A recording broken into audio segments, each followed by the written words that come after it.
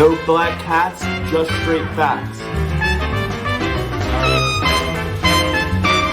Triple P certified.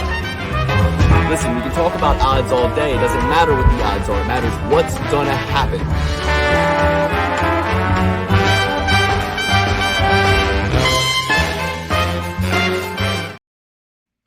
We are back. UFC 307, Khalil Rountree versus Alex Pereira, UFC Utah, Salt Lake City. We are here to talk about the whole card, top to bottom, predict our perfect parlay. We are still in the hunt, in the race. As you can see, we're all, doing fine. Everything's going good. So much to talk about from UFC Paris. I have so many thoughts, so many things to say. You guys are in for a real treat of an episode. I'm 2 glasses of sangria deep. I have this unopened box of high noons. We're going to get through these high noons. We're going to get through this full glass of sangria, glass number 3. I'm drunk. I can't be held accountable for anything I say right now. I don't even exist. But boys and girls, what a card. So much to discuss. So much good, so much bad. So many fighters to shit on. So many fighters to demote. So many fighters to promote. Can't wait to get into it with you guys. Also want to talk a little NFL because I'm sickened by what I see every Sunday on the TV. There's so much to discuss. So first, slow it down. Luke, how can you be sickened with your Raiders? How can you be sickened with your Raiders? My Broncos, my Raiders. I mean, they're doing great. But your Titans not so much. Titans, you say they're on tonight? They're on tonight. No, Monday Night Football. No, Seahawks versus Lions tonight. 2 games. I don't like that. I don't like how they're doing that. Takes the whole thing away. Nobody likes it. Knowing that, I'm going to bet on my Titans right now, knowing that. I didn't know that. I just saw the one game. Dog money on your Titans. Plus 120. UFC Paris. I want to talk about every fight on this card. I only actually watched from the main card up. So I had my fiance's bridal shower. I was corralling the baby during that bridal shower day for her. So I was being a good boy, and I missed Duncan versus Oki. I missed Cavalcante versus Cornioli. I saw Perez versus Altamirano. I saw Perez. I missed Lopoulos. I missed Klein. I missed Sai. I missed Kutalaba. And then I saw Charrier on up because the party was over by then. I went back and watched Ziam versus Frivola after the fact because I heard about what happened.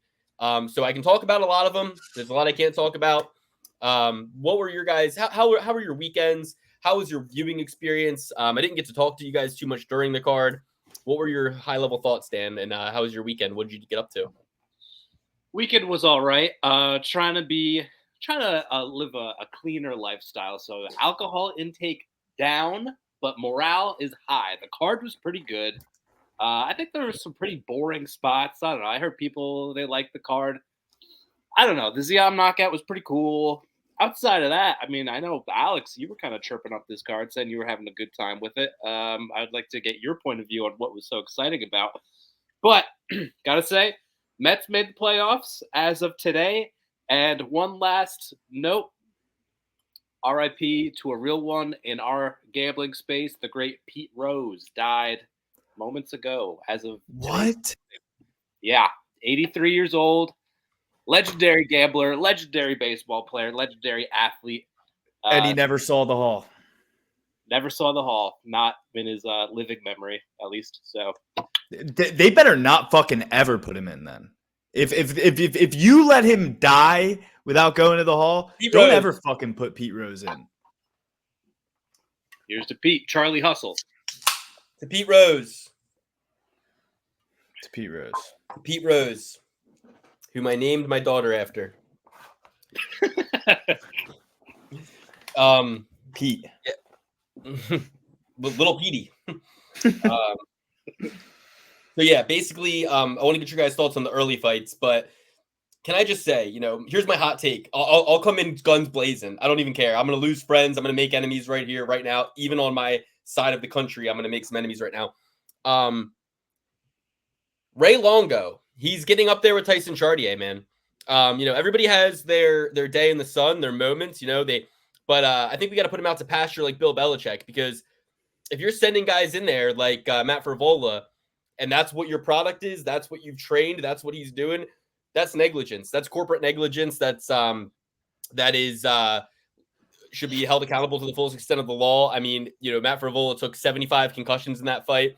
He was fighting like it was his first day, picking up a pair of gloves, just swinging with his chin up and his hands down. And, I get it. It's exciting for some people, but this is the highest level. And this is what boxers like to laugh about when they see us UFC fans and our fighters' striking ability. This is what they mock us for. This is what they ridicule us for. Matt Frevola looked like somebody who had never walked into a gym a day in his life. And the story going into that fight was, is Matt Frevola going to fight smart and take this guy to the ground? Well, we had the guillotine, but every other grappling exchange, he was getting his ass beat. He was getting his back taken. He was getting dominated on the ground, getting pieced up in the striking department. He was eligible to be finished so many different times before it actually did happen. And hats off to Faraz Ziam. We were on this show, and I said, Alex, who picked Matt Frevola, I said, Alex, who would you pick in a boxing match? Or a kickboxing match? Who would you pick in a Muay Thai match? And you said, Faraz Ziam. I said, well, that's who you should pick, because that's what this fight's going to be. He's the more skilled striker. Matt Frevola is the equivalent of Deontay Wilder fighting Tyson Fury. This is a guy with just one weapon, one power shot. Guess what? Everybody has power when you have placement, when you have timing, when you have speed, and you have technique. That every shot can knock you out. You could turn into a punch and get knocked out by your girlfriend if she hits you in the right spot. So, what are you, a pussy? So I'm saying in theory, but Matt Frevola, got beat the shit out of for 3 straight rounds and then finished in the third. Tyson Chartier level negligence from Ray Longo. And what really did it for me, I wasn't actually too hard on Ray Longo watching the fight.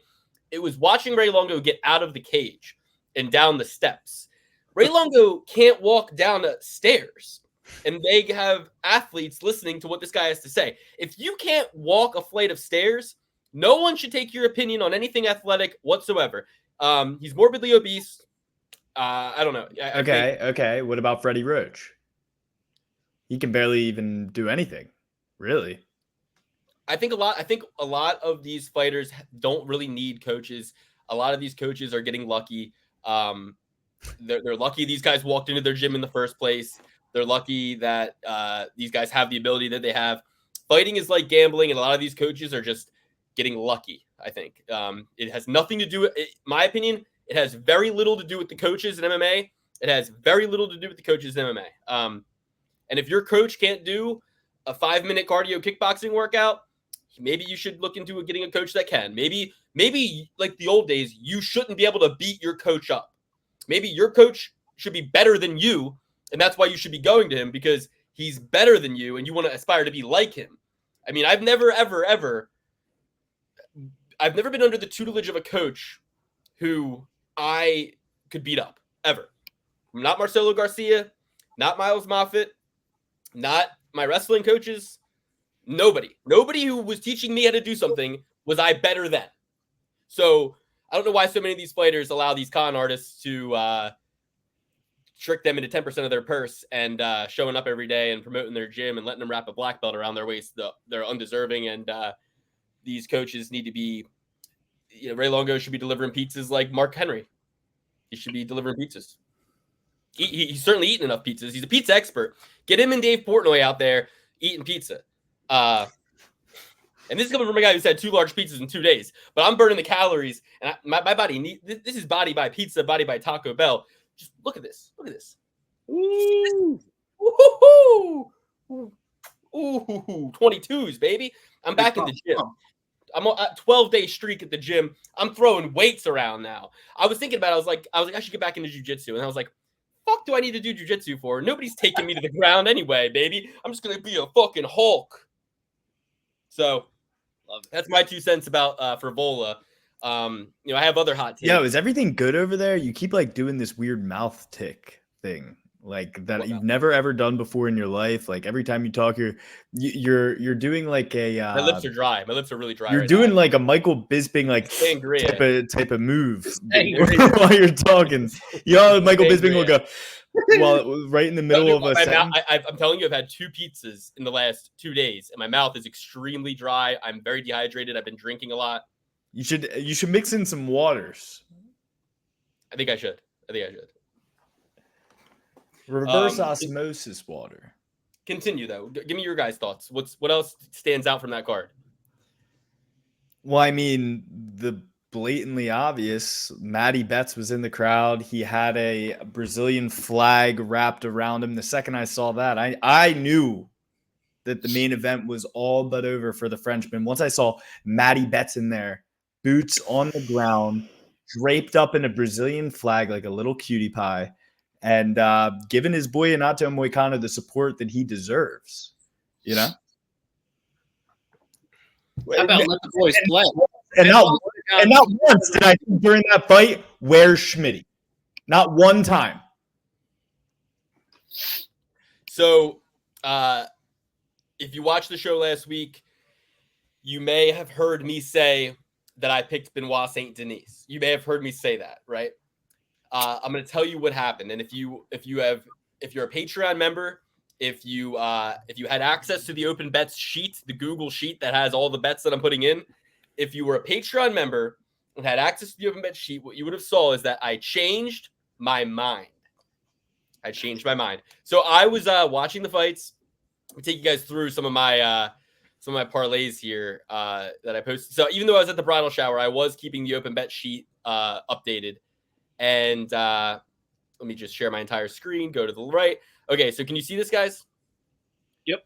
Okay, so actually I fucking cleared it out already. But basically I had a lot of parlays that were very much intact. You know, it was like Perez, and then Perez, and then Klein, and then Kutalaba, Ziam, Battle. All of those were parlayed, and I had several parlays with different combinations of them, and I was standing to win a ton of money. But Allen was across the board in a lot of them, and then in the ones that didn't have Allen, Gomez was across the board in a lot of them. Or no, sorry, not Gomez. Brito was in a lot of them. So we get to the Brito fight, and I have a lot of options. I'm like, okay, I'm gonna win big money if Brito gets through this. Then it's only Allen that I need to worry about. So I put 50 on Gomez, just thinking the stinky French, something's going to be up and he might win. And he's a big underdog. So I throw 50 on him, I win 200. I take that 200, and then I put it, because I had this one going 50 for 400, and with Allen, I put the 200 I won on Gomez, I put it straight on Imavov by KO. Those both lose. So now I'm like, fuck, you know? And at that point, it's the main event. I changed my mind. That's what I said. I was like, you know what? I changed my fucking mind. Moicano is going to win. Was it because you saw Matty Bets draped in a Brazilian flag in the crowd? I thought about you because, you know, I didn't watch any of the pre-fight stuff, but I thought about you saying Moicano convinced me he's going to win. And I was like, you know what? Moicano is going to fucking win. And I was just drunk enough and just ballsy enough to go 250 on Moicano. Boom. Makes up for all the mistakes of the night. 250 to win $800. Money Moicano made it so easy for me, too. As soon as the fight starts, he beats the fuck out of Benoit Saint Denis. And then the doctor stops it. Good thing he did. The guy couldn't see it. And you know, Benoit Saint Denis, like, what? You're not good at guessing. You're not good at. You have a 1 in 5 shot at guessing what number he's fucking holding up. You know, like you can't fucking guess. I mean, he didn't want to be there. He wanted out. Everybody says Moicano lost round 2. No, he didn't. I heard people saying Moicano broke his shoulder in the fight.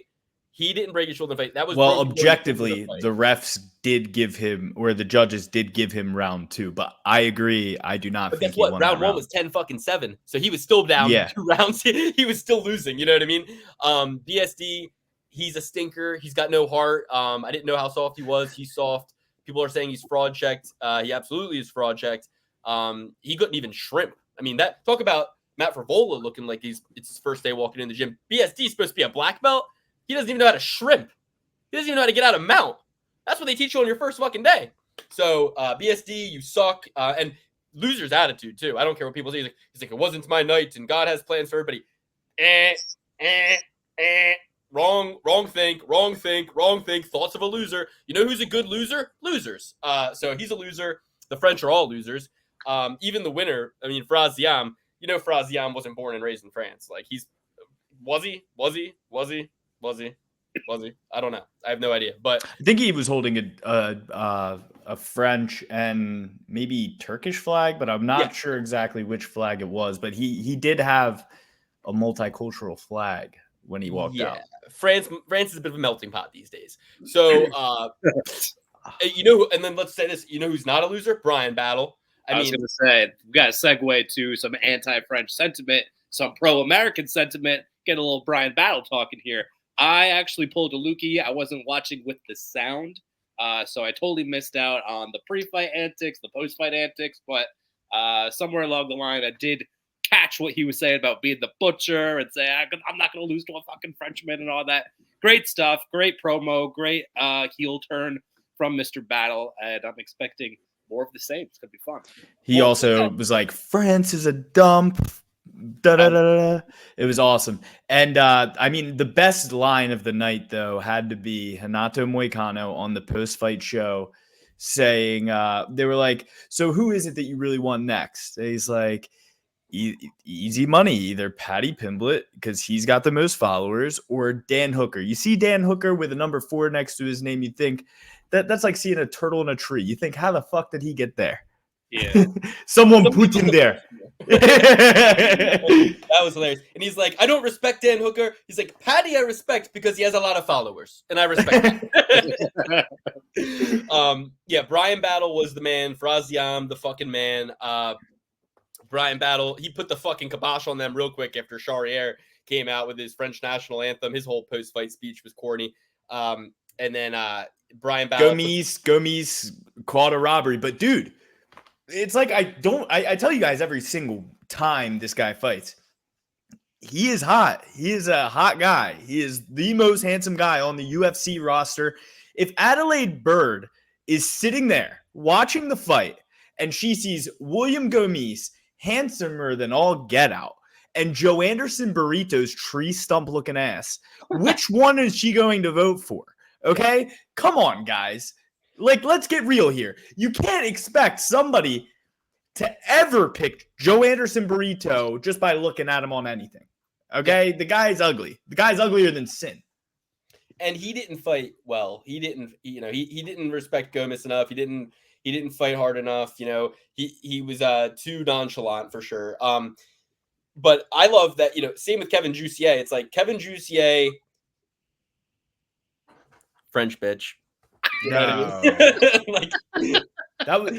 I thought he won the first round. He was getting the better of Bryan Battle and all the exchanges in the first round. Bryan Battle kind of like hugged him up against the fence, which, was a smart move because he was kind of getting pieced up at range by Kevin Jussier, but it just looked like Bryan Battle was heartier, which is weird because before the fight, and this just has to be weight cutting stuff, I guess, but like even on Wednesday before the fight, Bryan Battle looked like frail, weak, and I saw pictures of him and I was kind of getting nervous on the Bryan Battle pick because I am a fan of both Kevin Jussier and Bryan Battle. I think they both got a bright future. So I was getting a little nervous on that pick, but on the night of the fight, dude, he looked hardier and beefier than all get out.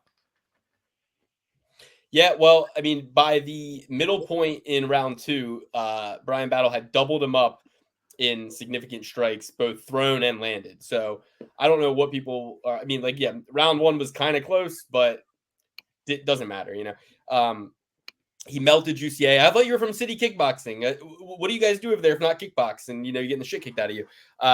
Yeah, Jussier stinks. Battle's the man. I think they're doing a lot of hanging out with the Dags. And what's funny is that he gets knocked out standing and doesn't even protest at all. You know what I mean? Like he just, as soon as the fight's over, he just stumbles away crying. It's like, you got to protest if the fucking fight gets stopped while you're still standing, if you want to be there. So the fact that he didn't protest, clear indication, good stoppage. I agree. I didn't think it was a bad stoppage at all.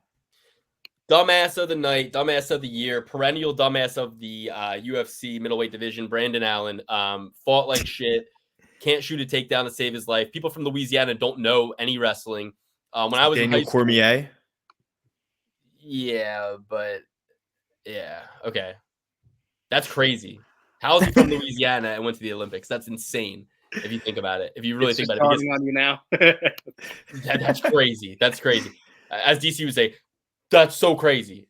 But I mean, Brandon Allen, he has some of the worst takedowns. He shoots in, he gets a leg, and he gives up. He stops. I remember I had a wrestling match like that once in my life where I shot in, and when the guy sprawled, I didn't reshoot. And my friend's dad after was like, "So what? You just shoot a takedown halfway? That's what you do? You shoot half takedowns?" And I was like, I felt so bad. I was like, he's fucking right, man. And I never did that again. You got to chain these takedowns together. You got to shot, reshot, shot, reshot, shot, reshot. He's shoot, hug the leg, put your head down, lay on all fours, pull guard, call him into your guard. Like, idiot, complete idiot. We all knew it. I don't know why I parlayed him. It was just those juicy odds. And honestly, it was Imavov's shitty performance against Strickland and me thinking that Brendan Allen was just going to be like a dog on meat and get him to the ground. But when I knew Brendan Allen was going to lose? When he made that video where he was like, the French commission's fucking me up. They did the same thing with Moicano. You didn't hear Moicano say a peep. Moicano didn't say a peep until after the fight. And he said, "Oh, I'll do you one better. I also have a broken collarbone and I have for 3 weeks and still went out there and beat the shit out of your boy." Yeah. Everybody was saying that he broke his collarbone in round one and it's like, no, dude, he had that going in to the fucking fight. Yeah. I mean, you could see it when he was walking out, and it might have gotten worse and worse, obviously, through the fight, because I'd imagine if you break your collarbone 3 weeks out of a fight, you're not necessarily sparring as hard as you can for those 3 weeks upcoming, and then you're just planning on getting that 25 minutes out of the way, 25 minutes of hell. And I love what Moicano said about Bisping. He's like, "You were saying I never going to see anything like the French crowd, motherfucker. I'm more afraid. He's like, I'm from Brazil." That was epic. He's like, "I'm not afraid of the French. I'm afraid to walk down the street in Brazil at night." Moicano's the man. I've seen videos of Brazilian promotions where people are throwing chairs into the cage during the fight. In the UFC, they throw shit in the cage. Yeah, I saw a dude throw a skateboard under OSP's foot online. Did you know that happened? Dude, but I will say this: as much as I hate Brendan Allen, I hate Imavov too, because Imavov, you can't fucking knock the dude out. Like, you're the Russian sniper. Like, these Russians, they're so nonchalant. They're so just like willing to go to decision. Like, these are not finishing guys. Movzar Evelev, catch a stray bullet right now. Pillow hand Sean Strickland knocked out fucking Brendan Allen. You can't. Pillow hands Miranda Cosgrove, Sean Strickland knocked him out, and you can't. Imavov stinks.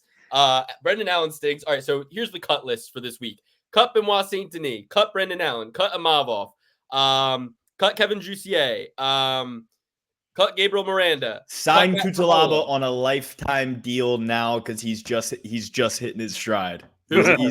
He's about to go on a title run. Who's Ian Kutalaba. Oh yeah, keep Ian Kutalaba. We'll forgive Ivan Erzlan. He had the UFC jitters. Cut Ludwig Klein. Yeah. Oh, cut Ludwig Klein. I didn't see his fight, but cut him. Cut Dawoon June.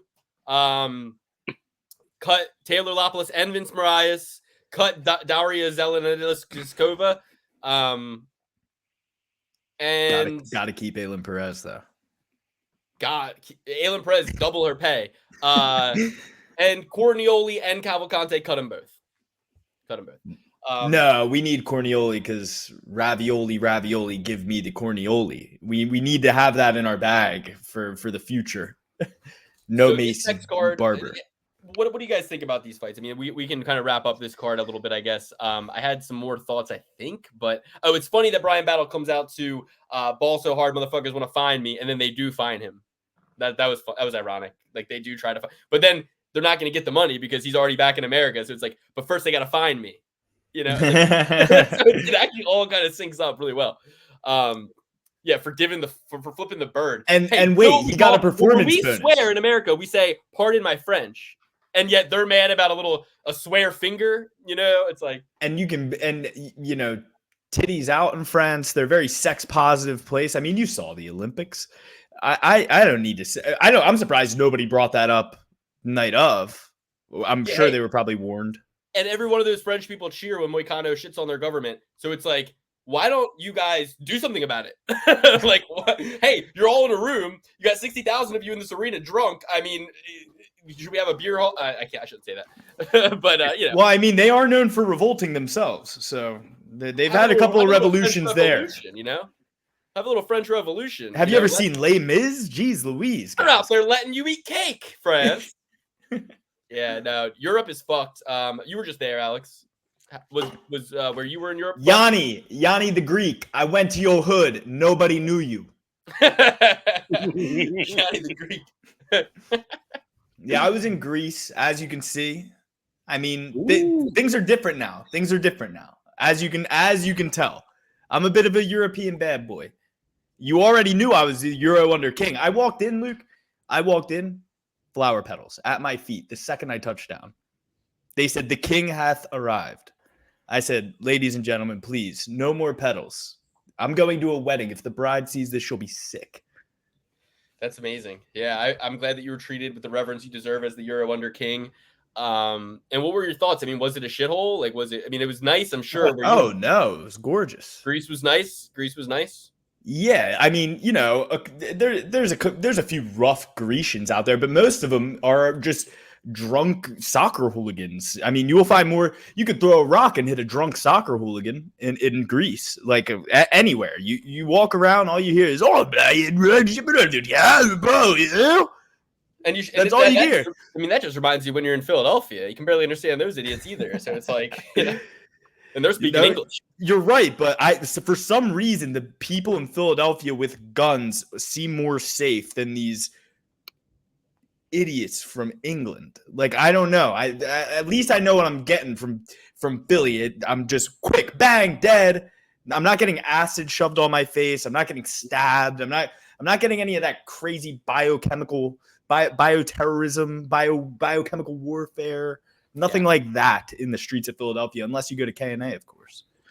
At least you can hear a gun. I mean, if somebody gets shot in America, you can go, "Oh, gunshots, let's leave." You can't hear somebody throwing acid. You can't hear somebody getting stabbed. So they might get 7 or 8 stabbings in before anybody even knows what's going on, you know? Yeah, no, for sure. It is what it is, and I can't change the past. But no, had a magnificent time. Lived like a king, ate like a king, drank like a king. Enjoyed some time on the beach. Rode on some jet skis. That was pretty nice.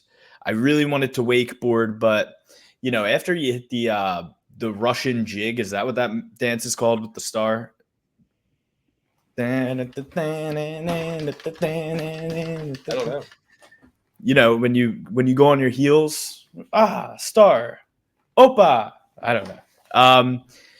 Anyway, you know, you hit that a couple. I know what you're talking about. I don't know what the dance is called. Yeah. You hit that move a couple times, the knees start getting sore the next day, and you're only hitting it when you're absolutely 3 sheets to the wind, blackout drunk. So you don't even really feel the after effects until the next day. So didn't get any wakeboarding in, sadly, but hit the jet skis for a while, and that was a grand old time. The Titans game has already begun, and they're up by 3. They're still dogs right now. I'm going to take some money on them, but I didn't know that they were big dogs, I guess, going in to be up by 3 and still be dogs. The Dolphins suck. They don't even have a fucking quarterback right now. I'm going to take this all day. Titans plus 106. We do this in memory. All right. Sorry about that, guys. Had to lock that in. No, now that you mention it, I want to get my no sweat same game parlay in. Promo go code. ahead, take it away. We'll start with the next card, UFC 307. It's a 12-fight offering. We're gonna break it down bottom to top, give you all of our picks. I listened to Stat Diggers today, so just know that everything I'm saying is from an educated opinion, and I have a lot of stats. I dug them up. Well, actually, I just kind of sat back and watched Uncle Weezy and Brady dig them up. But it's rare that I do this. But I was at work. I was bored. I said, let's check in with the boys. Let's listen to some stats. Let's see them dug. And they were dug. I have a lot of stats. In fact, the first play. But did you dig them, Luke? Did you dig the stats that they dug up? I dug them. Oh, I dug them. I dug them a lot. And where I didn't dig them, I know why I don't dig them. And there's a couple of them. I'll tell you exactly where I completely disagree with them on and where they're wrong. So I'm not only going to. It's like I'm panhandling, right? In both senses of the word. I'm panhandling in that. Isn't that a word for like begging? Yeah. Yes, I'm begging. I'm getting all this stuff for free from them, but then I'm panhandling where I'm sifting through their already dug stats, and I'm refining the powder even more to end up with going, here's where they're right, here's where they're wrong. So we'll get to where they're wrong. First, I want to say Kevin Holland was originally supposed to fight Chris Curtis on this card. Chris Curtis, his left foot is injured, similar to McGregor. He's got a pussy injury, and he had to pull out. He's afraid of Kevin Holland. the least scary guy in the world, a guy who's completely washed. A more pussy injury than his hurt feelings, which is why he's not friend with Sean Strickland anymore. His feelings are so hurt. He's such Chris Curtis. You're a crybaby. What are you gonna do about it? A crybaby, Chris. You don't have any friends. You can't even handle the internet, and you already got mad at us once. Now get mad now. Get mad now, Chris. Get mad again. Get mad fucking again. What are you gonna do? Beat me up? I'm all the way over here. You can't even reach me. You have one reach advantage. I am so far away. I gotta go for 1 second. I'll be right back. He's running away from Chris already. Yeah, he's already running and hiding. He's like, oh shit. Yeah. So are we gonna break that fight down, or are we just gonna keep hating on Chris Curtis? Like, which way do you want to go with this? All right. So the replacement fighter is Roman Dolidze, one of our favorites. I guess what is this, like the first fight of the main card? I guess we could do it like that. I personally. Why? Why? Let's start. Yeah, let's start in the middle. Let's start dead in the middle of the card and work our way out. All right. What's the first fight? The first fight on the card is Carla Esparza versus. Oh no, it's not. It's Tim Means versus Court McGee. Oh, great. A guy who was a drug addict and a guy who I wouldn't be surprised if you told me he was a drug addict at one point. Tim Means, the Dirty Bird. Dan, for one, this fight card has all of my favorites. I found myself taking notes here, and I was like, okay, we got Tim Means. Beautiful. Everybody knows I'm the biggest Dirty Bird fan in the world. Then I see Carla Esparza and Tisha the Tiny Tornado Torres Pennington. Are you kidding me? My favorite. Then we got OSP. Then we got Joaquin Buckley. Then we got Kevin Holland and Dolidze. Then we've got Aldo. Then we got Julianna Peña. So apparently, I might have Alex to Pierre. check. I might have to double check this, but I heard this is the oldest UFC pay-per-view. The oldest one, as far as I don't know if they did it total years, average age, how that metric came to be, even if it's true, I don't know. But that's just what I heard. And taking a look at this card, it's like, shit, man, you throw on OSP on any card, that it might be in the running for oldest card ever, so. Unless you get remember that heavyweight from Russia who had that Ezekiel choke he would always do from the top position. I think his name was like Alexander. I always get him confused with like all the Russian wrestlers. Every other guy. Every other guy in the world. But he had those big ass gorilla arms, hairy chest, bald head. He was awesome. He was on our first card that we broke down. He really? fought, remember he fought Fabricio Verdum, and he upset him. Everyone thought Verdum was going to win. Alexei Olenek. That was his name, right? Olenek. Yup, that's it. Yep, beautiful. Yep. That's a great memory right there. But let's get to the present here. Tim Means versus not Reese McGee, Court McGee, you fool. I'm going to go with Tim Means out of pure fandom. I mean, I think this is a great matchup for Tim Means here. Court McGee, a little bit of an undersized guy for the weight class, same age as him, if not older. How old are these fellas comparatively? Ancient. Actually, Tim Means is 40. Court McGee is 39. So same, virtually identical. But Tim Means has like 5 inches of height on him. Not as much reach though. But I think the Dirty Bird is one of these guys who, he doesn't want his opponent to know exactly how long his reach is. He's doing every little trick he can to get an edge. That's why they call him the Dirty Bird. So I predict 3 eye pokes. He's putting his weight on the towel. He's doing.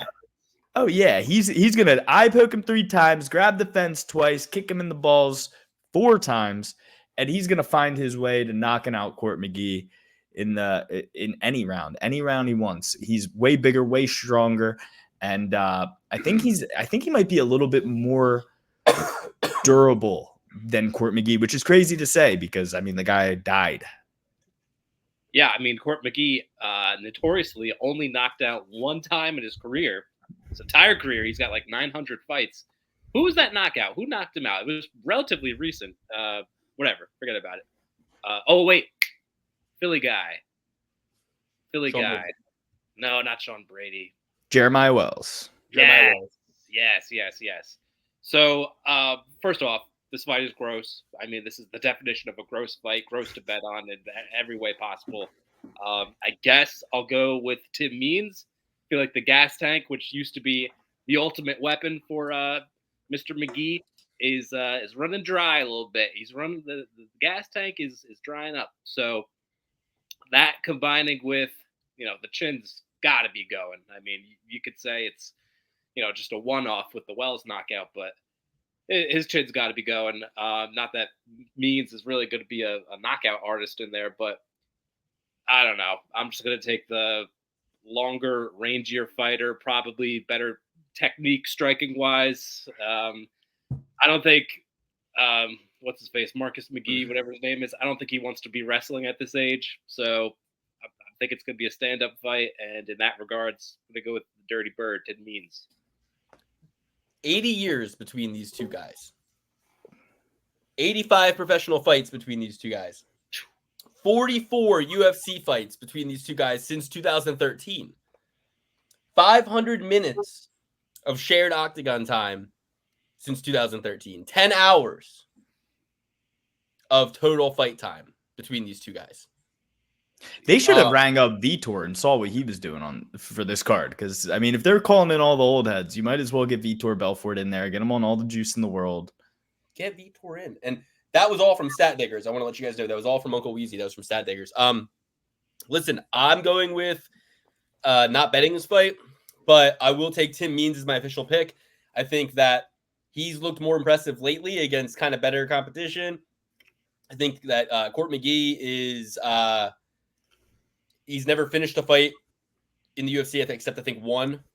Tim Means is a finisher, and I don't think Court McGee's a finisher. So I think where's Court McGee? I can see Court McGee getting a takedown, being on top, grinding it out over 3 rounds. This fight is at elevation. And you know what's interesting about this card? Another Stat Diggers fact.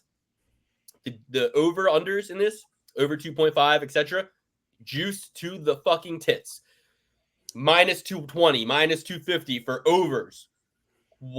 This all must be due to the trend of the gloves, right? Yeah. But I think I'm gonna spam all the unders. It could be, but last time they went to Salt Lake, everybody was I think this might be a little bit of reactionary. Because I believe last time they went at elevation, everybody was like, well, you know what happens when they go to elevation? Guys gas out early and da-da-da-da-da.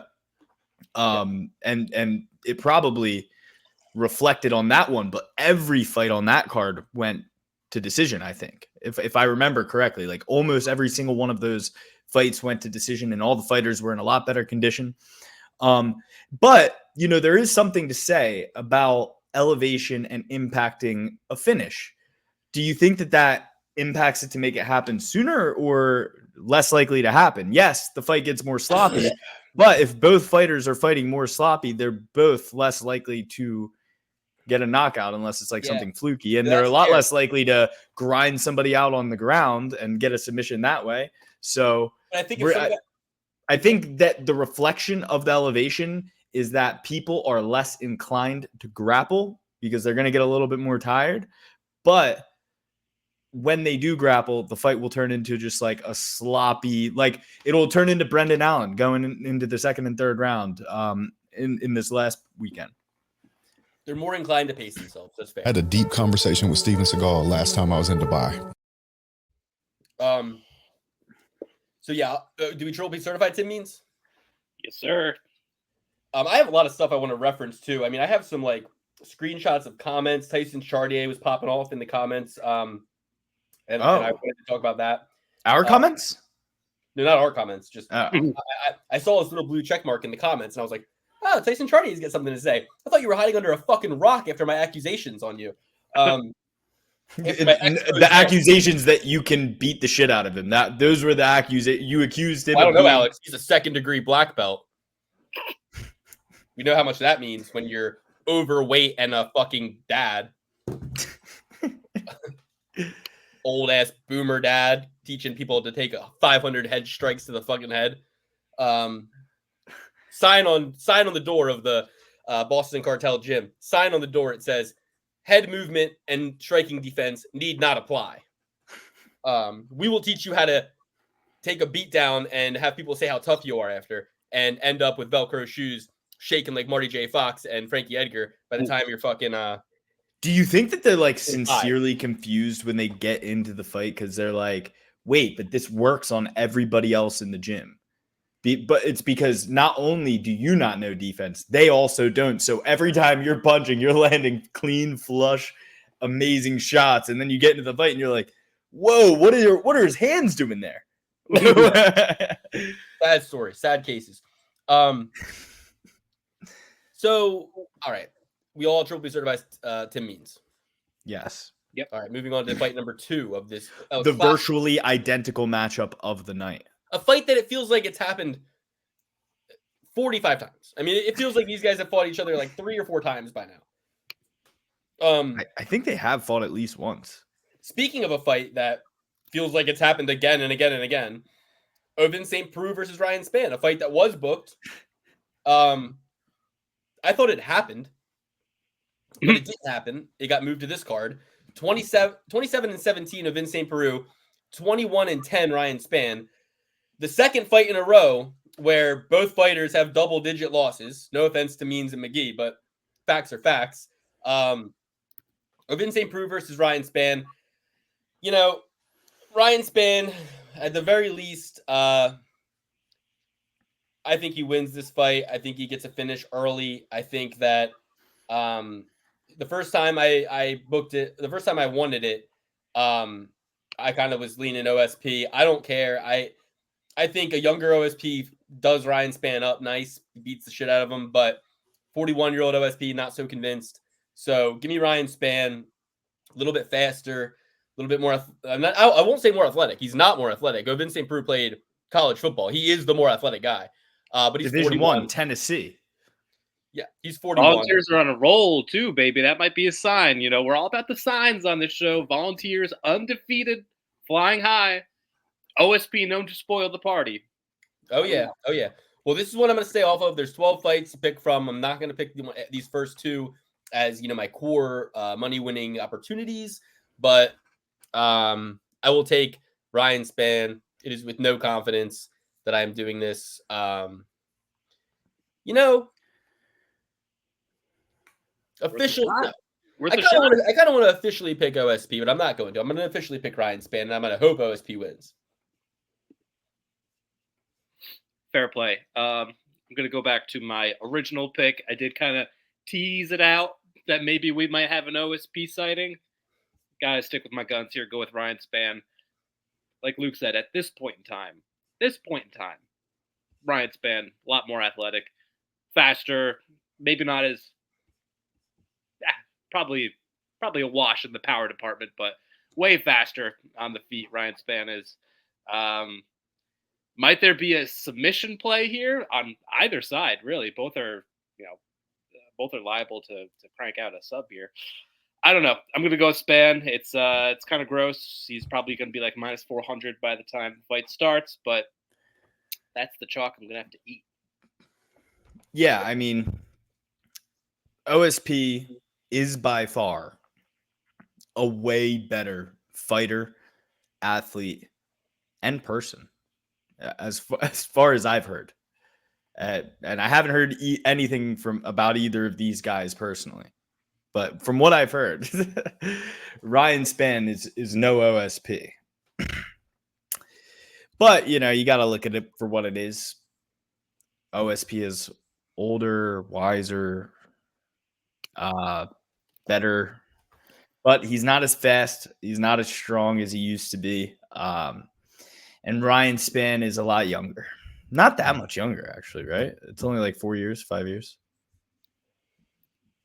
5 years discrepancy at most. And dog years. I don't know. Okay, 8-year discrepancy. Okay, I'm going to go with OSP. And I like that. I like that. he's just a better fighter. Like, he's a better all-around fighter. He can do way more. If this fight goes to the ground, he's going to submit Ryan Spann for sure. Like, Ryan Spann has no ground game. Ryan Spann is not a good fighter. He is knockout reliant. The only way he wins this fight is if he knocks out OSP, which there is a pretty damn high probability he will do that. But this is just like when Tim Means fights a younger, hungrier lion that's just not as good as Tim Means. I don't want to bet against a better fighter just because he's an old guy. He's a way better fighter. I'm going with OSP. And it's a heart pick, yes. But this is also my popcorn pick of the week because I'm going to enjoy a nice bag of popcorn while I watch this fight, because who knows if it's OSP's last ride, baby. I hope it's not. I had to watch Andrei Arlovski retire this year.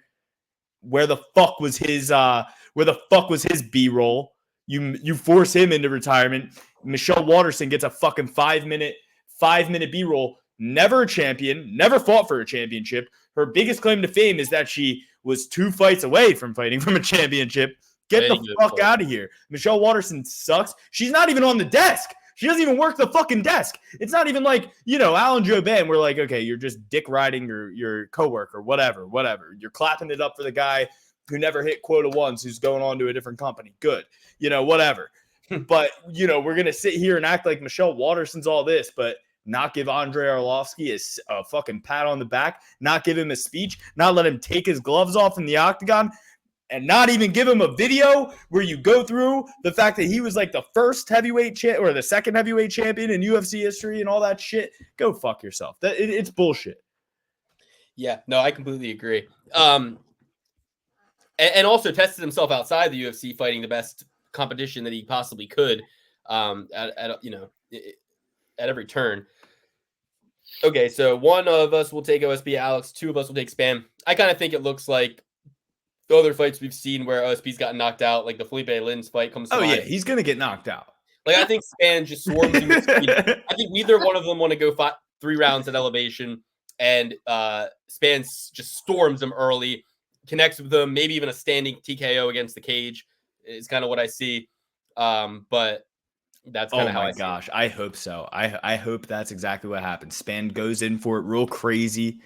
OSP pushes him up against the cage, makes him carry his weight. 2 minutes go by. Spann's dead, dude. He's a gas tank merchant. He sucks.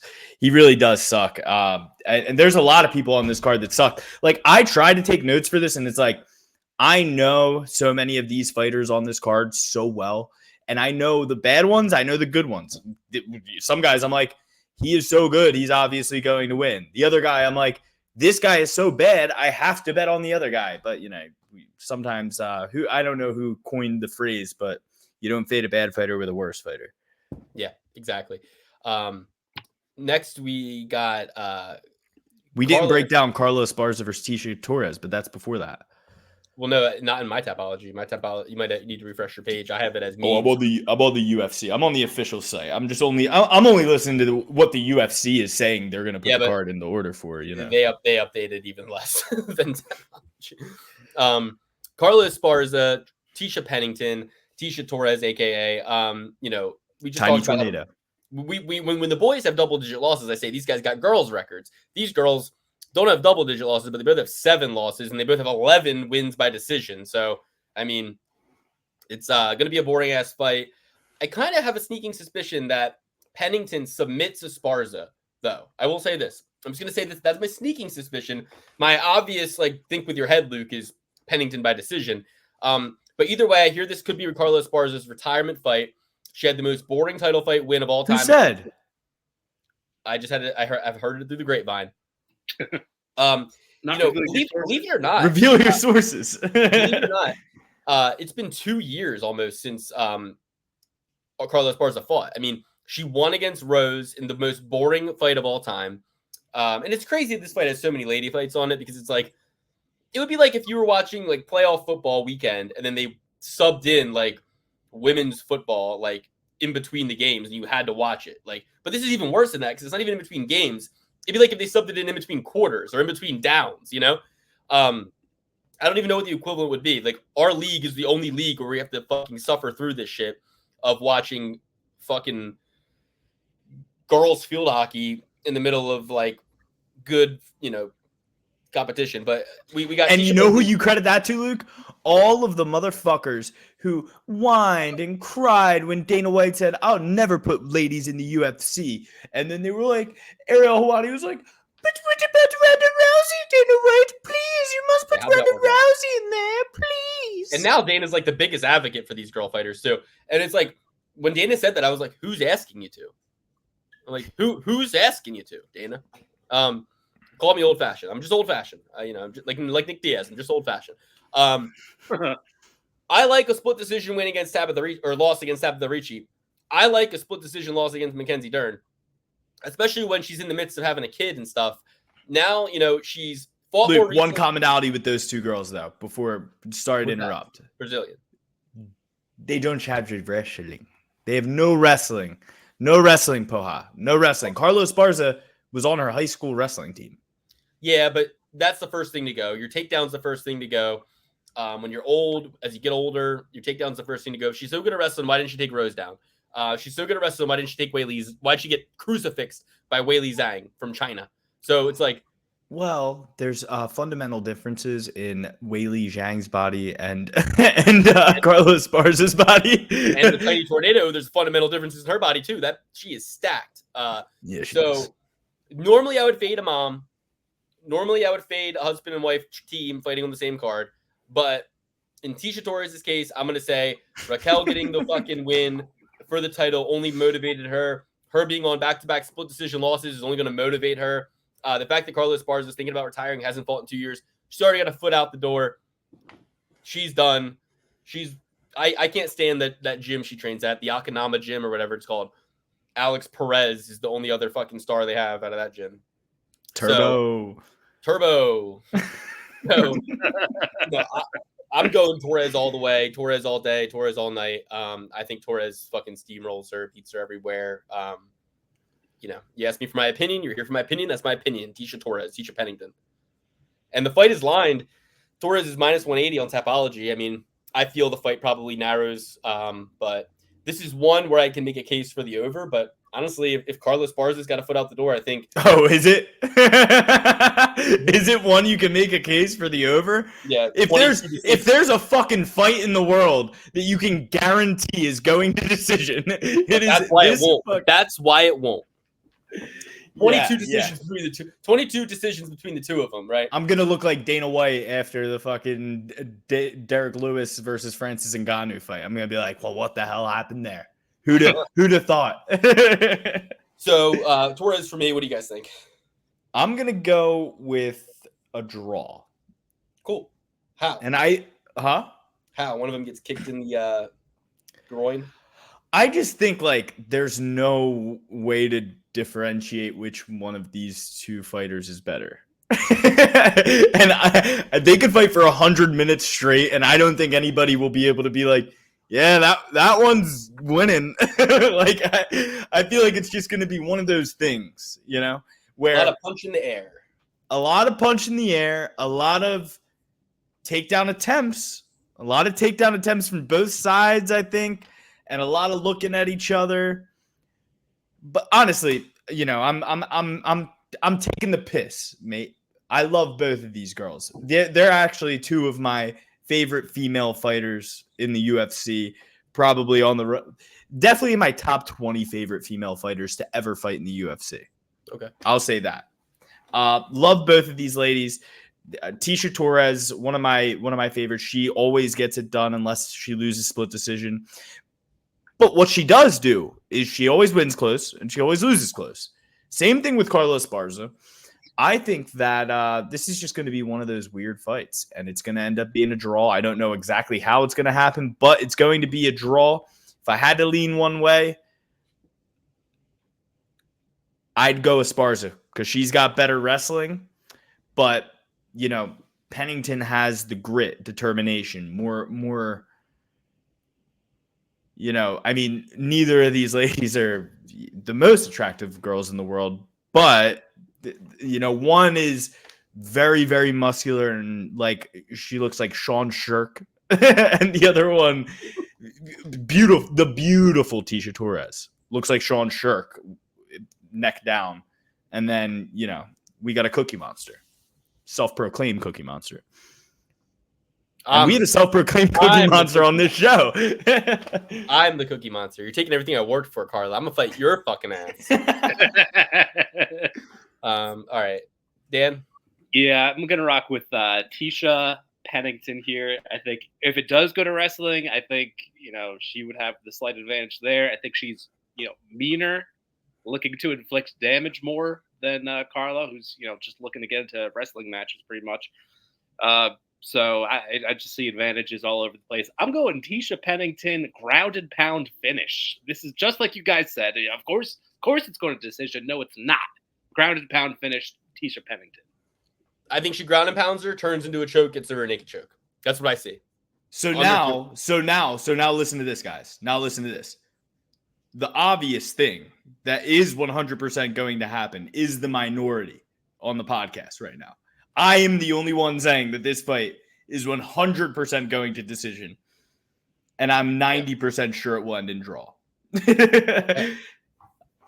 This fight is ruled a draw. I'll shit myself. I think it's like plus 5,000 every fight. I'm gonna start taking draw in like a lot of these close matchups. A draw happens when you have a guy who has a great first round and gets a 10-8 first round and then loses the next two. That's when you can see, or when there's a point deduction, that's when you can see a draw. But it's not, there's never, when the fights are close, it's never a draw because they just give it to one or the other.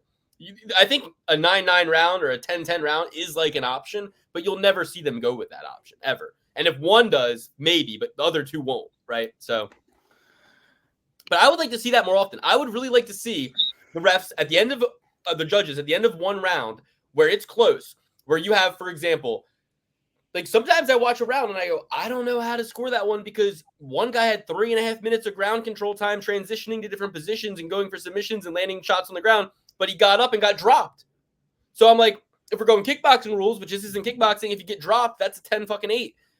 You know, but if you lose, you know, 75. But in a jiu-jitsu match, if your back is taken for 3 minutes, right? It's like if you go or a wrestling match, you know, you get control time. Yeah, like that's a tech fall. You know, she got teched. You know, she got pinned. You know, so it's like if you have a jiu-jitsu wrestling equivalent to a tech fall, but then you have a kickboxing equivalent to a 10-8, cancels out. It's a tie. That would be so funny if there was like a TKO via transitions. He's like going from side control into mount, into side control again, into mount, into side control again.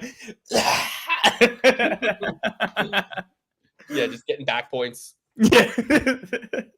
Put him in a cradle, back points, cradle, back points. I say that, but I guess that is the sport that we did for so many years. That is so stupid. Like we're just like moving back. But at least there's, you know, at least there's no other options. You know, it's not like you're allowed to start elbowing them. You know, if you could, you would, and then it would be over. So I guess that's kind of like what you're saying there. All right, fourth fight on the card: Alexander Hernandez, Austin Hubbard. Very interesting matchup. Very interesting for many reasons. I'll tell you my reasons. The reason I think it's so interesting is both guys train at elevation.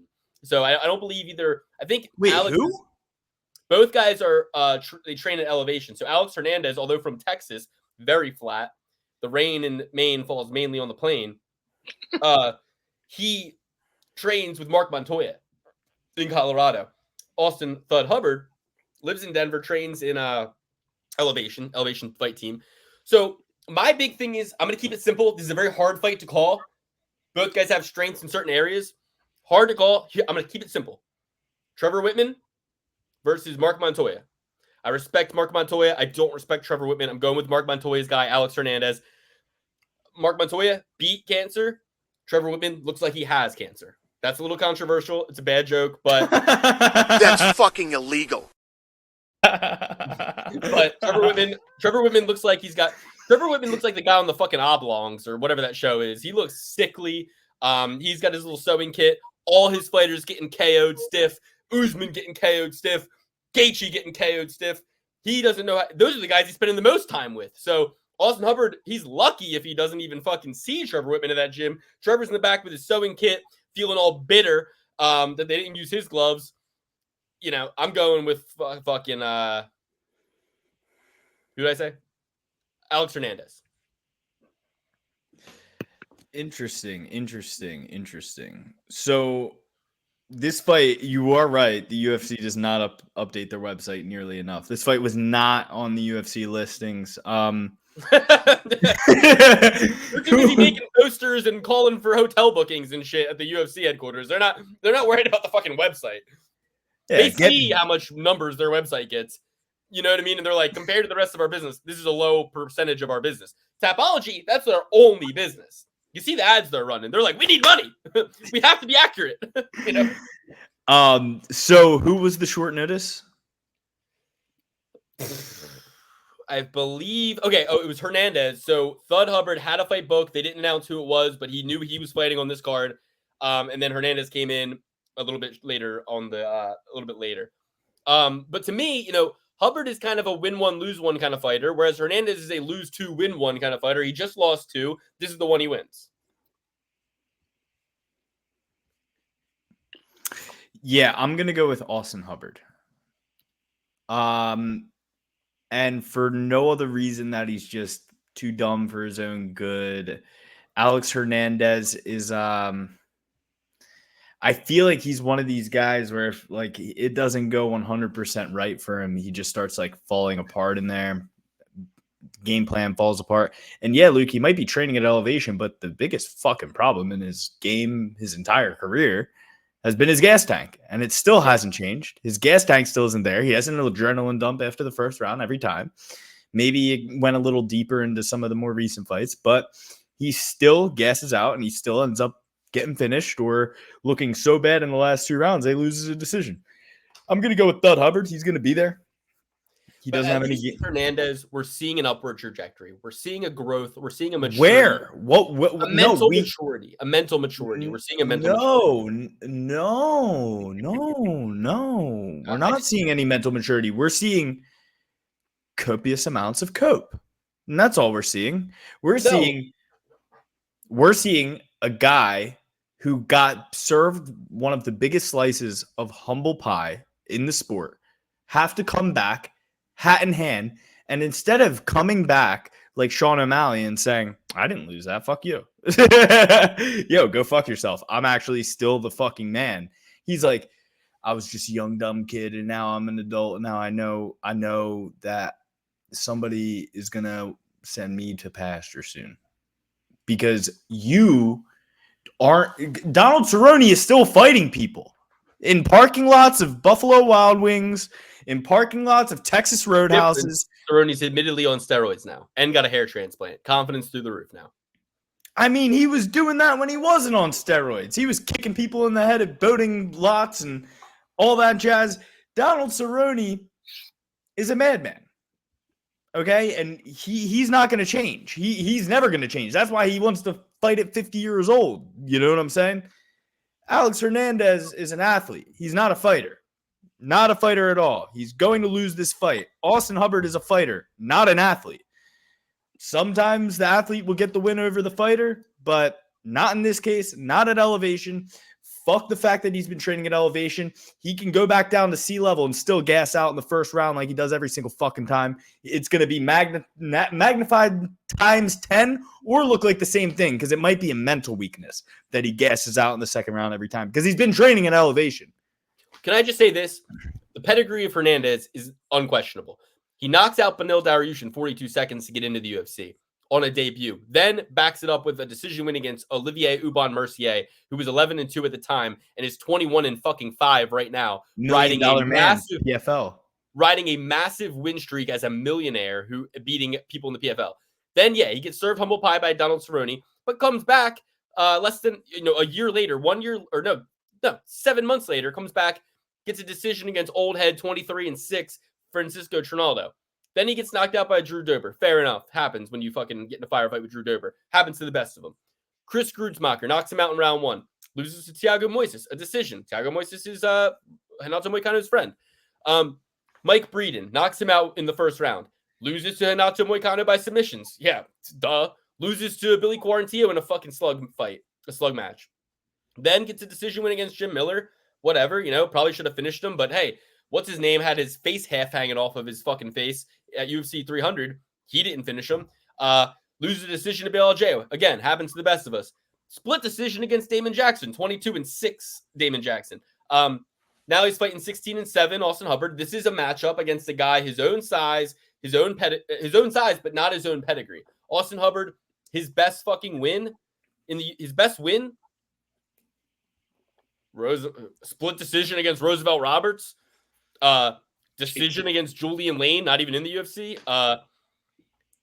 His best win is against Max. If you saw Roosevelt Roberts this past weekend, you'd either say Ludwig Klein is complete ass, or Roosevelt Robert has made really good strides since before he was on the UFC. Best win is against 2-0 at the time, Chuck Buffalo. That was his best fucking win at the time, by decision. Okay, I don't see him beating him by decision.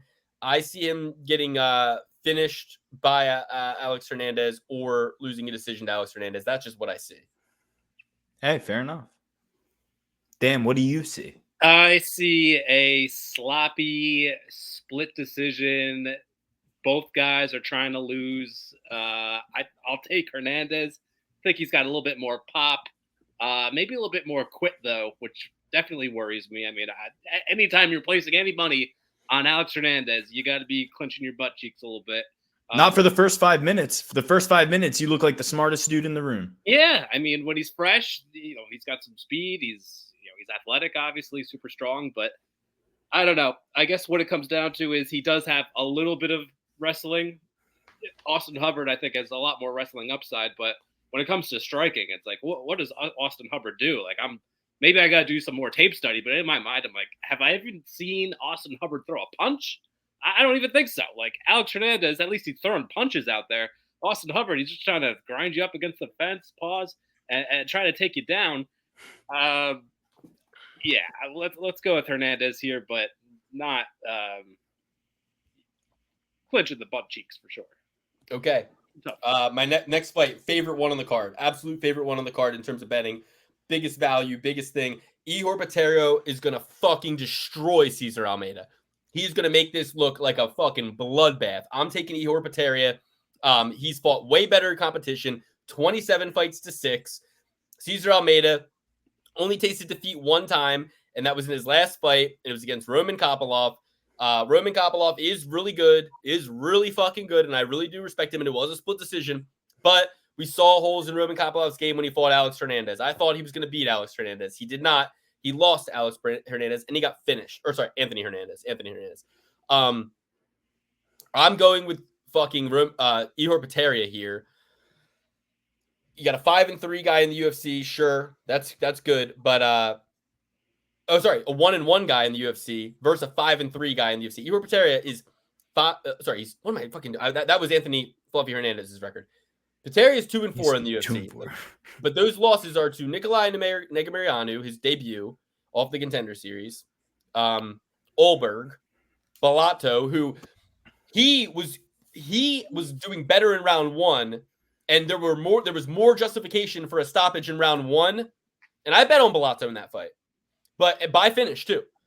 But I will say this. There was more justification for stoppage when Pereira was doing what he was doing to Balato in round 1 than there was with what Balato was doing to him in round 2. If you can withstand a fucking fight like that, a blood and guts war, if you can withstand a fight against Michel Pereira, which choked out pretty quick, but he doesn't have to worry about getting choked out by Cesar Almeida. I think that he's going to mix things up a lot better. I think he's going to be hungry for a win. I think he fucks Cesar Almeida up bad. And I love the odds. You're asking to get your ass and your balls stomped into the mud when you bet a -500 guy who is 5-1 in the fucking UFC. Give me Ihor Pereira. I like your thought process. I do think this is a bit of a trap line. I was actually thinking about this myself. And now that I know that your mind is on it as well, Luke, I'm going to ride with you. I'm going to ride it out. Let's go, baby. Pereira is fast. Like, he's got really fast hands. I think that can cause some problems for Almeida. I think, he might be going in there thinking, I got this in the bag. I'm the striker. But, Pereira, again, like I said, very fast. He's athletic. He's game as hell. He wants to be there. He wants to fight. That's our biggest criteria as a show, as far as who we want to bet on, is who actually wants to be there and throw down. And that's Pereira all the way. Sometimes it bites him in the ass and he'll get knocked out. But, you know, at the end of the day, I think this is a potentially good matchup for him at elevation. You know, there's a lot of factors going on here. He's got a little bit of wrestling, maybe. You know, maybe he could do a little something there, a takedown or two to steal a round at the end. I don't know. Almeida's got no wrestling. Like, he's legitimately just a striker, like 1990s UFC here. I think he's like a baseball player too, right? Or am I thinking of the Cuban? You're thinking of Salsa Boy. I'm thinking of Waldo Cortez Acosta. This guy beat Alex Pereira in a kickboxing fight.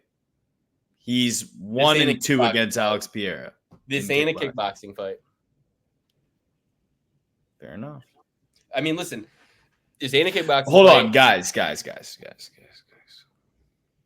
Do you think that there's anything correlating here when this guy is fighting a guy that the UFC has already thrown out there 4 times to lose?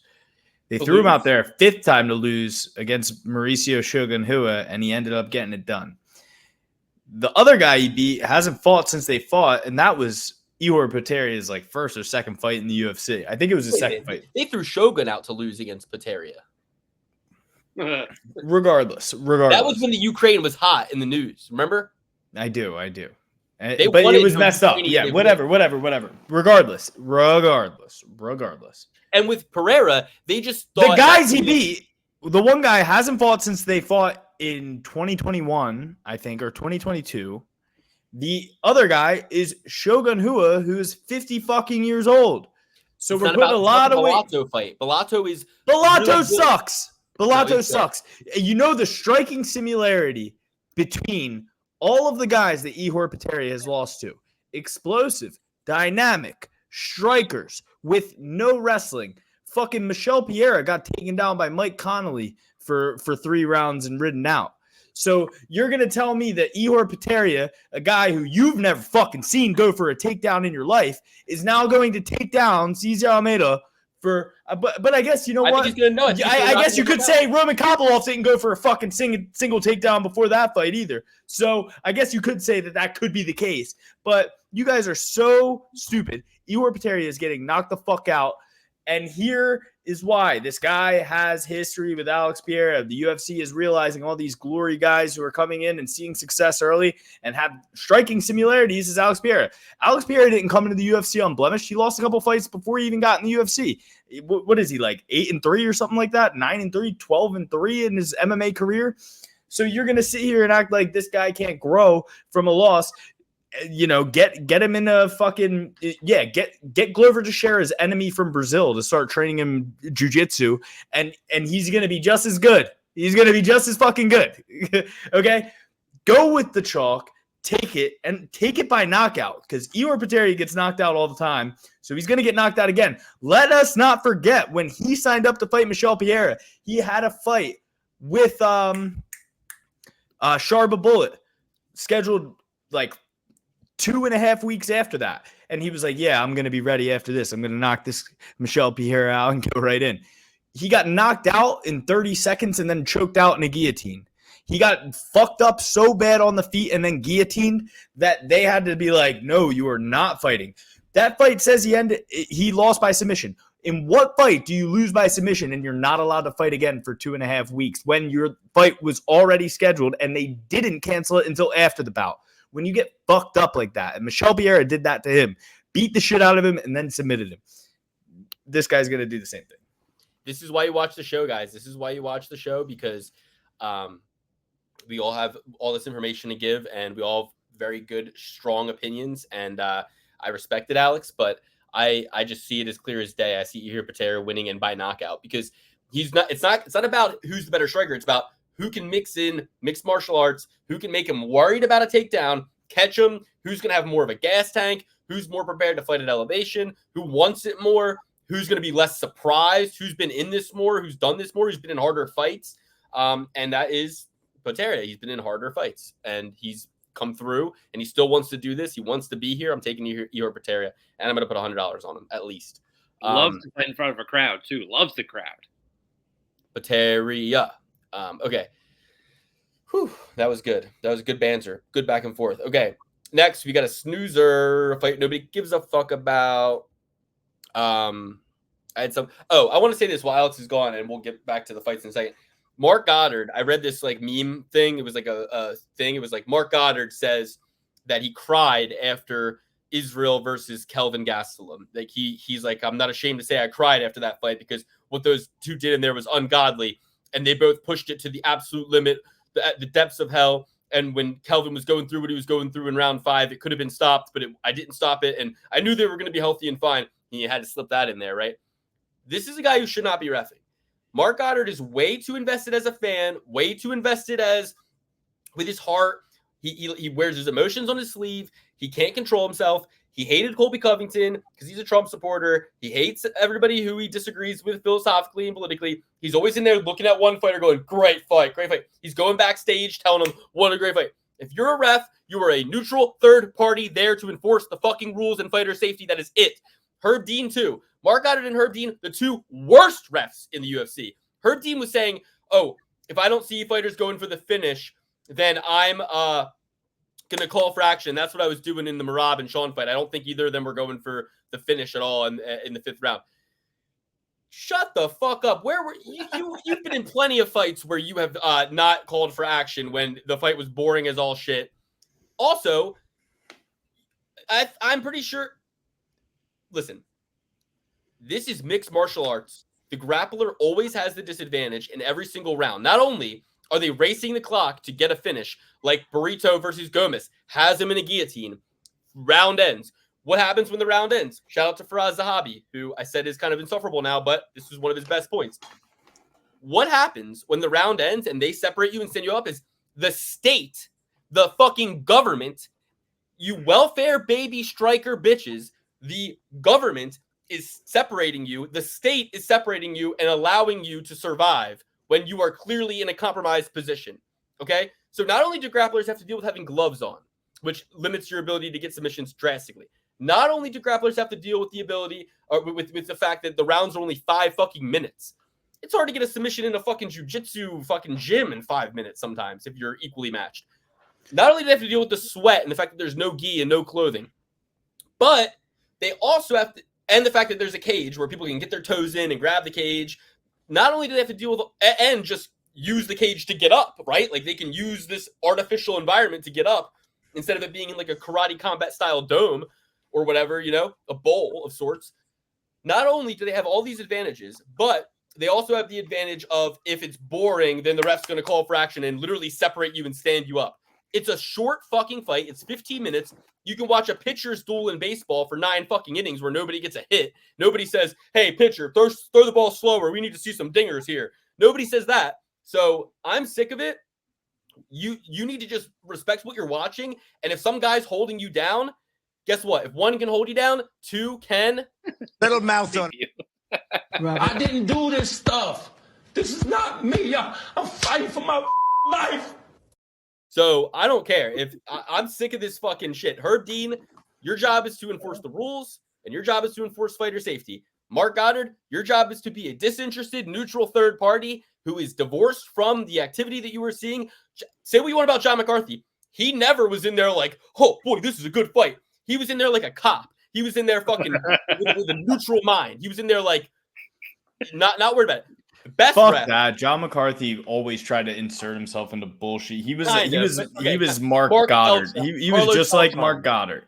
Carlos Beltran, the bearded guy. He's the best fucking ref. He's the best ref. Carlos Beltran with the fucking long mustache. He is the best ref in the UFC. I don't even know if that's his actual name. Because I know I shouldn't. Who is the guy? What's his name? Mike Beltran. Mike Beltran. Thank you. I knew it wasn't Mark and I knew it wasn't Carlos, but I had those names in my head. Joey Beltran, the Texecutioner, the Mexicutioner.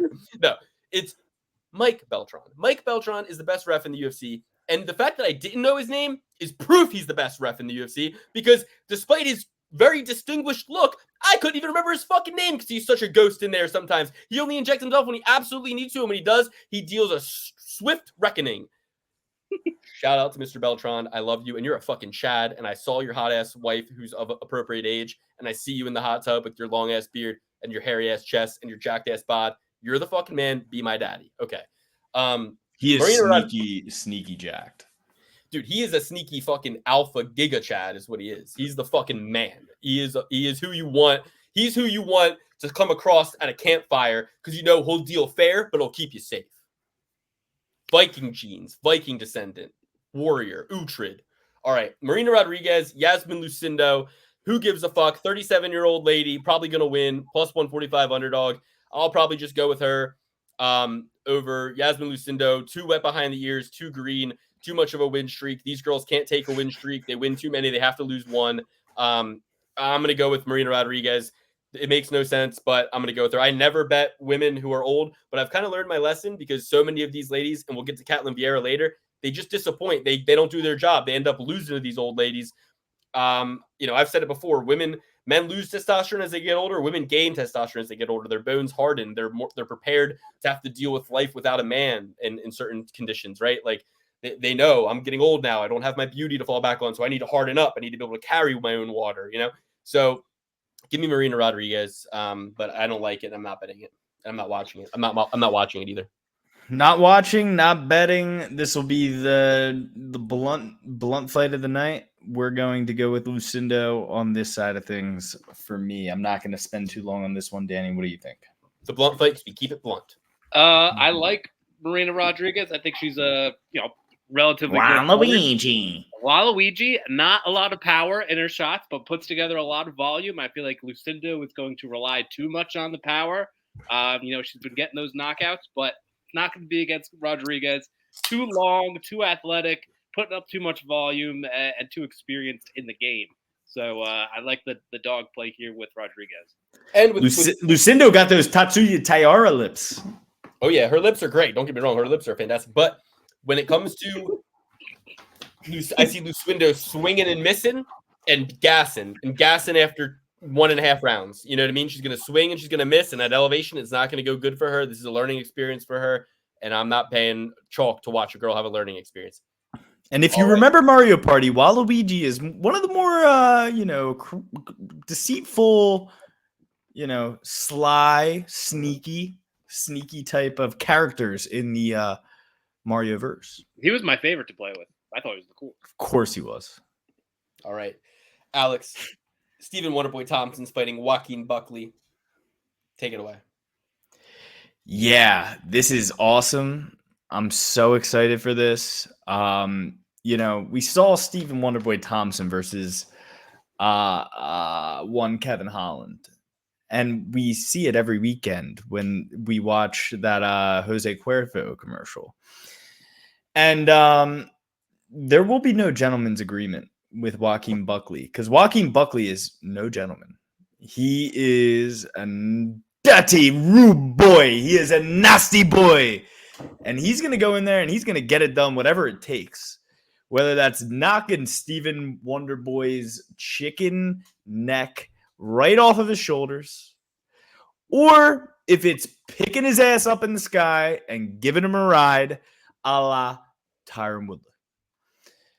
I'm going to go with Joaquin Buckley here. I think this is one of the easiest picks on the card. Younger, better, faster, better, stronger, and not as dumb as Kevin Holland. And listen, guys, this is what's going to happen. Almeida's going to win. He's going to be like, Pereira, I'm going to be coming for you. I am going to be the dark horse. Coming for you. I'm coming for you. Because Pereira's on this card.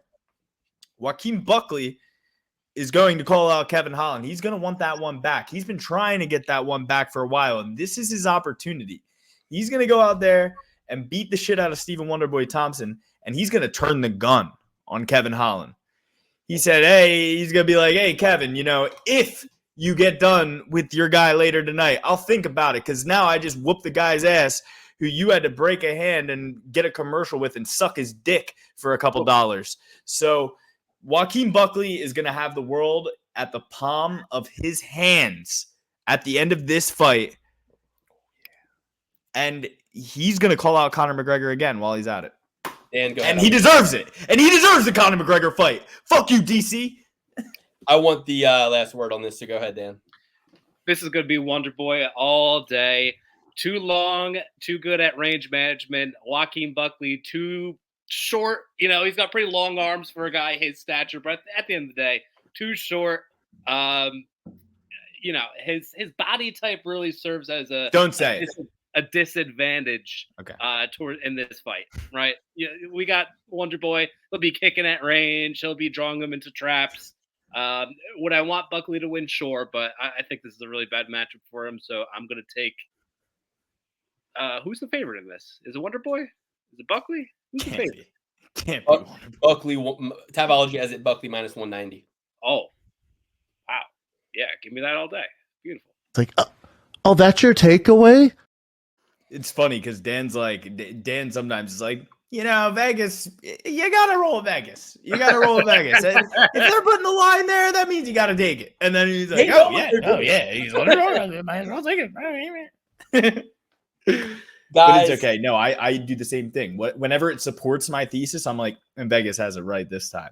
Guys, if you've been watching this show, then you know my history with two men on this card, and that's Stephen Wonderboy Thompson and Kevin Holland. Now, when this show first started, it was during the pandemic when Tony Ferguson fought Justin Gaethje to bring sports back to America. And during that time, Kevin Holland was a bit of a pandemic hero. He went on that incredible win streak, fighting so often and doing so well.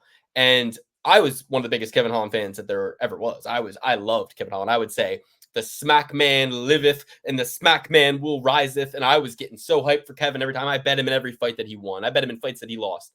And then fast forward, sports betting is legal in the state of Maryland. Okay. It was Thanksgiving time. It was Thanksgiving weekend, November of whatever year. And what I did was that I convinced everybody I saw who didn't sports bet to sports bet. I convinced them to make accounts. I convinced them to use my promo code. I got myself many $1 worth of free bets. And I slowly started dumping these free bets onto Kevin Holland. I also had what was called no-brainer bets. So that's max $50 bet on the Baltimore Ravens to get 1 yard. You know, it was like Maryland style, get everybody addicted to gambling, no-brainer bets that they were doing. And I would take the winnings. I would put $50 in, and then the Ravens would get 1 yard. I'd get 100 back. I'd put that on Kevin Holland to beat Wonderboy Thompson because it was a very evenly lined fight. At times, I even had Kevin Holland like minus 106, right? So I'm dumping money. And I had over a bank robbery, some would say. It was going to be my greatest bank robbery. It was my bank heist. I called it my bank heist. I even bought a ski mask, and I wore the ski mask and a tracksuit on the night of this fight. And I was so happy. I was at my mother's apartment at the time. She had just sold her house. She was in a small apartment. I was at my mother's apartment. Me and Alex were there. We were fucking so excited. I put the mask on. I'm like, we're about to rob the bank. And I had over $1,000 in combination of free bets, bonus bets, and just winnings that I had put together over all these no-brainer bets, right? I had all this money. And really, it wasn't my money. It was like a lot of like, you know, free bets and stuff, right? It was, but then I even think I threw like $300 of my own money on Kevin Holland. So I was going to win like $2,000 if Kevin Holland could just simply beat Stephen Wonderboy Thompson, right? Younger, taller, stronger, faster, more equipped in the jiu-jitsu department, more equipped, all the things, right? And in the first round, Kevin Holland came out and he put a beat down on Stephen Wonderboy Thompson. He knocked Stephen Wonderboy Thompson down in the striking department, if you remember this correctly. He knocked Wonderboy down, and he did not join him at the ground. He let him up. And this was because they had an admitted backroom dirty deal. Something that Wonderboy, in his position where he's now making hundreds of thousands of dollars just to show up, he is also in a position to pick and choose fights. And he has relative name value, having fought for a title and made all his, got all his B-roll from driving the kids around in the bus, sus. And, he super sus. The sus bus, we'll call it. And I only say that because Wonderboy is clearly the least suspicious guy. But that aside. Is he? He's not suspicious when it comes to point shaving and fight fixing. I will say he's not suspicious. And I think that entire fight should be actually investigated, because when you have two fighters, one of which can kind of pick and choose his matchups, look into the DMs. Hey, Wonderboy, let me see your DMs with Kevin Holland, because I'll bet you dollars to donuts There was a conversation where Wonderboy said, hey man, I'm at the stage of my career where I just want to put on exciting fights for the fans. So I'll fight you, but like let's gentlemen's agreement, let's keep it standing, right? And I'll bet it was even before the fight was booked. I'll bet these guys got matched up together because Wonderboy had already had a preconceived notion that Kevin Holland is the type of guy who would honor that type of thing. And Kevin Holland at the time was going to what he called Dagestan, Texas. And he was training with Johnny Hendricks and he was working on his wrestling. He was getting better at it because at that point there was a huge deficit in his game, which caused him to lose the Brunson fight. All this stuff, right? He went to AKA, trained with DC. He was getting better at the grappling, right? So he could use his jiu-jitsu that he's so proud of offensively, or at least defend the takedowns in situations to keep the fights on the feet, keeping them exciting and everything. So him and Wonderboy do an admitted backroom deal to limit their skill sets, right? Which in the documents and in the rules that you sign up for when you fight mixed martial arts, you are agreeing to bring your full skills to the table. So if you are doing a dirty deal backroom conspiracy with your opponent to limit your own skill set, that is the equivalent in MMA of point shaving. That is point shaving. This is a betting market. I mean, for example, what if fucking, Jalen Hurts and Pat Mahomes, but before the game were like, you know what, dude, we're not going to run today. We're just going to see who can get it done the best with their arms. Neither of us are going to go out of the pocket once. We're just going to sit in there and sling it. And we're not going to use all of our weapons just so we can have our little gentleman. They would be in federal fucking prison is where they would be, Alex. That's a great point. So not only does Kevin Holland let him up many times and not bring his full skill set to the table, but Kevin Holland also decides when exactly the fight will end by quitting on his stool. People give Roberto Duran shit to this day for the no mas thing, right? Something that didn't even happen. But they go ahead and say no mas. There's a whole ESPN 30 for 30 about it. Kevin Holland said no mas. Kevin Holland, Uriah Faber broke both of his hands when he fought Mike Brown. You know what he did? He threw fucking elbows. John Jones had his toe sticking out of his fucking foot. His compound fracture. Uriah Hall, if you remember, had his toe sticking out of his fucking skin. These men fought on. Renato Moicano, broken collarbone. How many guys have fought with a broken fucking arm? Jack Della Maddalena comes to mind. But yet Kevin Holland with Conor McGregor tore his ACL and Russell fucked Max Holloway for the rest of the rounds.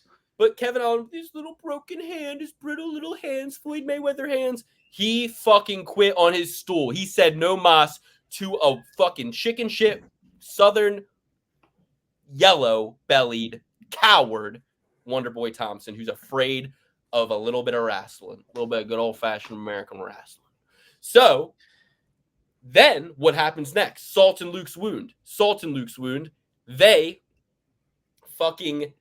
Then after all of that, you get a commercial deal with Jose fucking Cuervo, where in the commercial itself, they're communicating with each other during the fight and being friendly. Afterwards, drinking together, the Cuervo at an after party together. Guys, this is called Luciferian truth in plain sight. This is called Freemason karmic cleansing. This is called ritualistic reveal. This is a ritualistic reveal. That if look into it, just go ahead and look into it. Truth in plain sight. Go to sacred wisdom. Truth. What's it called? Either way, just go look into it, because at the end of the day, hold on. And when you look into it, that's exactly what they did, and that should be investigated. That's all I'm gonna say. It should be investigated. But the fight gods are swift and just, and they will always or not at all. They are just, Alex. Just as they intervened in Dana White's master plan to send Nate Diaz out on a loss, and they said, no, our prodigal son, Nathan Diaz, will go out on a win. And they took Hamzat and they threw him away and they gave him Tony Ferguson and they went out on a win. And it was a beautiful moment that we all wanted to see, a fight that should have been taking place from the start. That was the fight god's intervention. Okay. The fight gods will always intervene when it matters the most. It's like the sword of Gryffindor. The sword of Gryffindor will appear to the wizard who is rightful and needs it and deserves it. And I'm like Harry Potter. Look at this scar on my head. See that? I am Harry Potter. I was protected and shielded by my mother's love. And you know what will happen? I will get my comeuppance. This is not about Kevin Holland. This is not about Wonderboy Thompson. This is about me. And I am putting all, as you know, I am a keen wizard of black magic with a K, MAGICK. I have never been stronger. I have never been to the gym more. I am doing a 3-day fast starting as soon as this podcast ends, and I will not be eating for 3 days, thrice días. I'm harnessing all the mana. I'm going to look for a gecko or a newt of some kind. I will kill it upon the rock, and I am putting all of my black magic on Joaquin Buckley and a fighter to be named later to defeat their foes, my foes, so that the universe can be realigned, balance can be restored, and what was denied me will be paid forthright in blood. Paid in blood, paid in full. Joaquin Buckley is going to stomp a fucking mud hole in Stephen Wonderboy Thompson's ass by hook or by crook, whether he has to knock him out on the feet or whether he dumps him on his chicken fucking neck and beats him to half to death.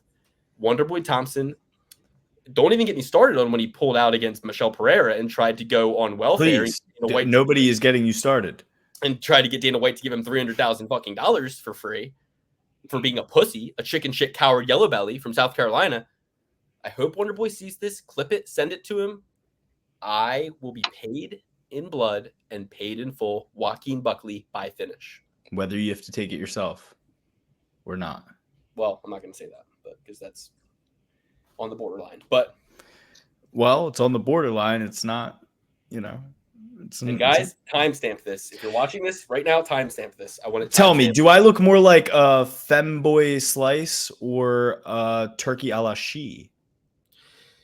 You look like I left. I couldn't find a shiesty, but I'm kind of digging the look though. I might be rocking this more often. You look good. You look like a genie. You look mystical. Let me grant your wish.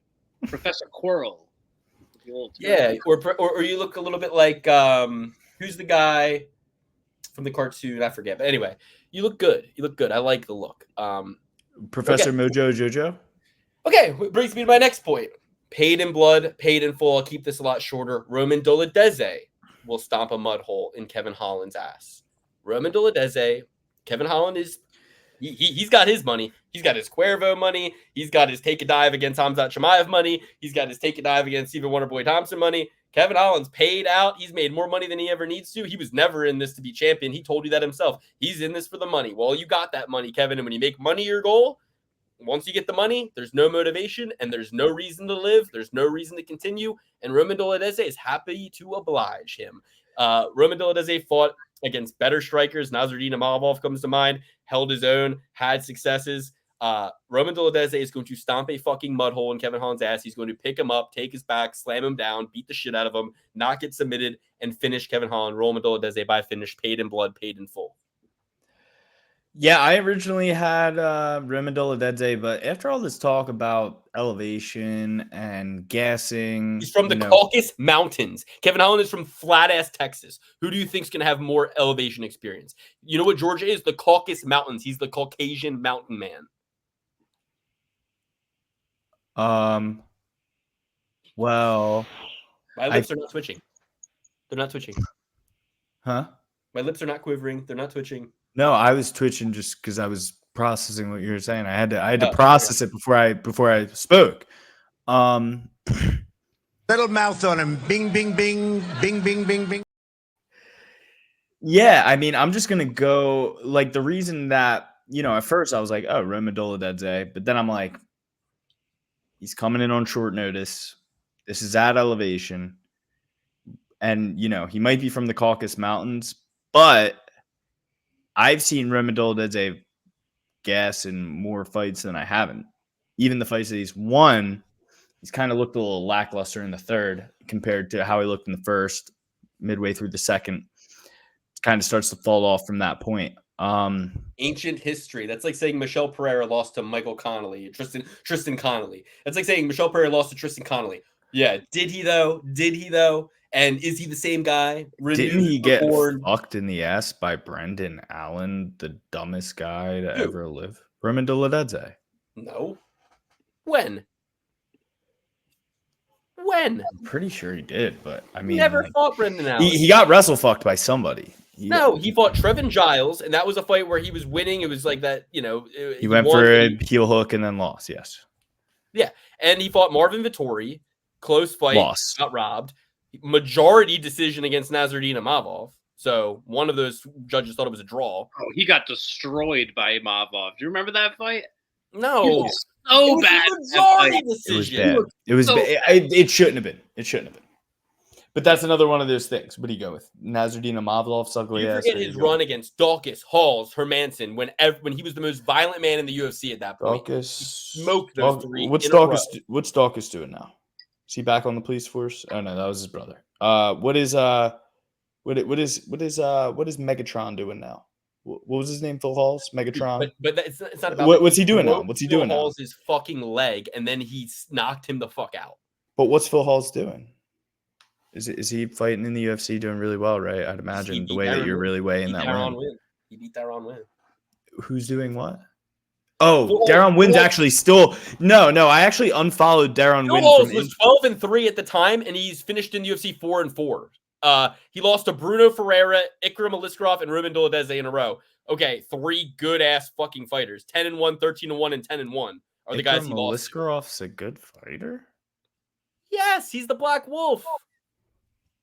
Wow. You love Robert Whittaker. Oh, didn't he just get the shit kicked out of him by Joaquin Buckley? He lost to Robert Whittaker when he thought he was. Didn't Iskar Mariskalov with more V's than more consonants and vowels in his name get out wrestled by Joaquin Buckley? No, you've never seen. You're thinking of somebody else. He only has ever lost to Kamzat and Whittaker. That's the only 2 people Aliskerov has lost to. You're thinking. Oh! I'm thinking of the different guy. Sorry. They all look alike to me. All those guys. All those guys look alike to me. Yeah, well, they do all look alike, but that's because they're just some bunch of white dudes, I can say that because I'm.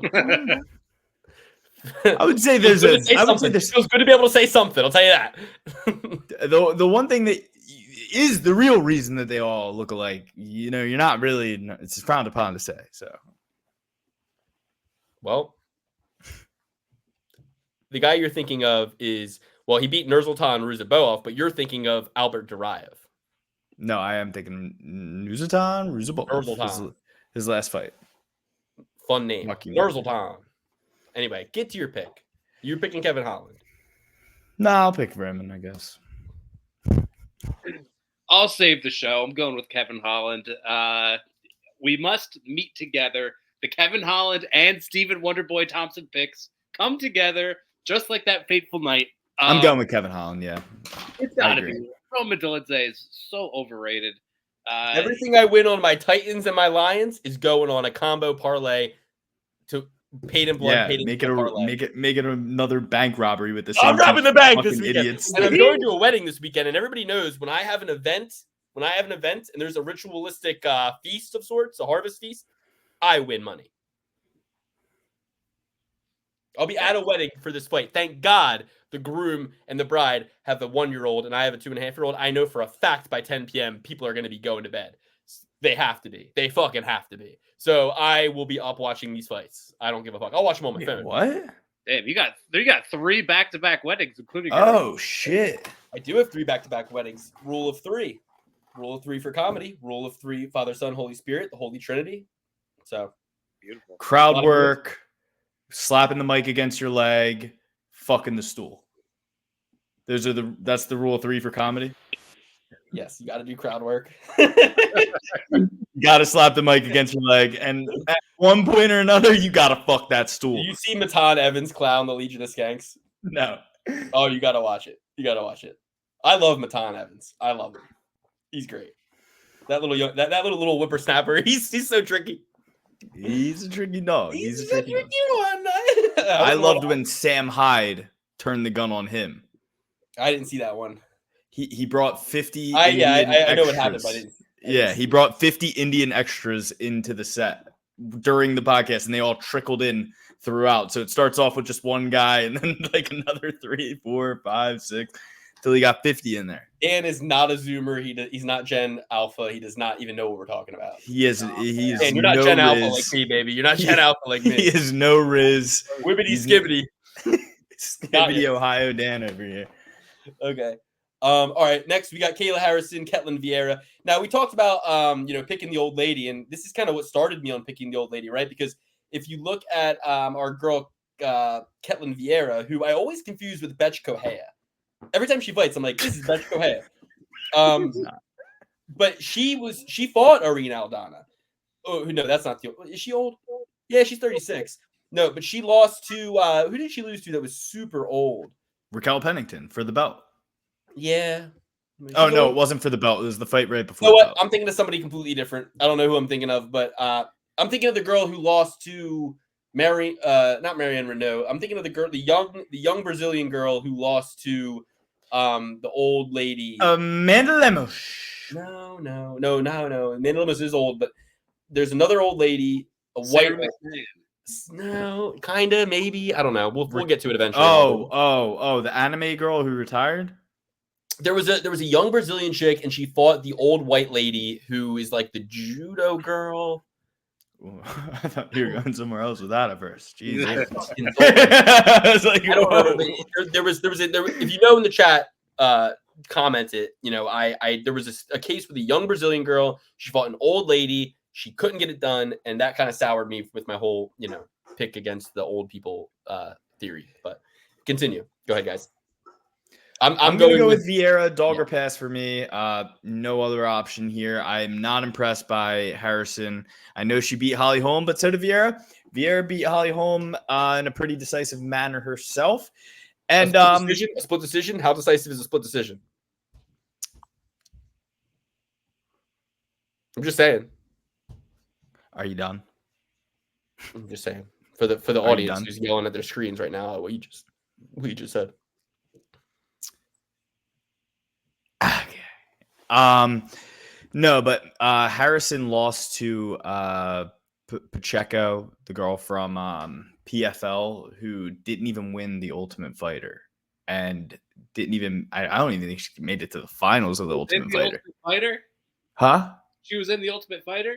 Larissa Pacheco, yes. Larissa, that's her name. Larissa Pacheco was on the Ultimate Fighter the same season as Macy Chiasson. My girl, Macy Chiasson. She got that dub. But yeah, Larissa Pacheco, she was one of the favorites coming in. I think Amanda Nunes was one of the coaches on that one, because I think that was when Broogie Walker was on the show. Broogie. Great times. Yeah, but I'm going to go with Ketlen Vieira here. I think that she ends up winning this one. Kayla Harrison has lost to far worse fighters. Well, I don't want to say that about Larissa Pacheco, I guess. That's kind of rude. But where the last time the UFC saw Larissa Pacheco, she couldn't even make a line. She couldn't make the lineup of the UFC. She lost first round on the Ultimate Fighter, I believe. So what makes you think that Kayla Harrison, yes, she beat up on an old-ass Holly Holm. What makes you think that, Kayla Harrison's just going to come in here and start being a world beater at 40 years old? Fuck no. Going Vieira. I know that these ladies aren't too separated in age, but I'm just going to go with Vieira just because there's no value on Harrison. Everybody's overhyping her, and she will lose. She wasn't even the PFL fucking champion. What does... Yo, Tatiana Suarez, speaking of which, where the fuck is Tatiana Suarez? Because Tatiana Suarez beats all these bitches up. I swear. Tatiana Suarez is the best female fighter I've ever seen. If she could just get healthy and fight once every 5 months instead of once every 3 years, we'd have a dominant champ. Every other day she breaks her back. So, I mean, it's a shame. It's a shame. Well, she's a cancer survivor, so I think her bones are a little bit more brittle than ours. So I guess I should not say that. Oh, I didn't even know that. Kayla Harrison by decision. Keeping it short and sweet. Yeah, can I just echo that?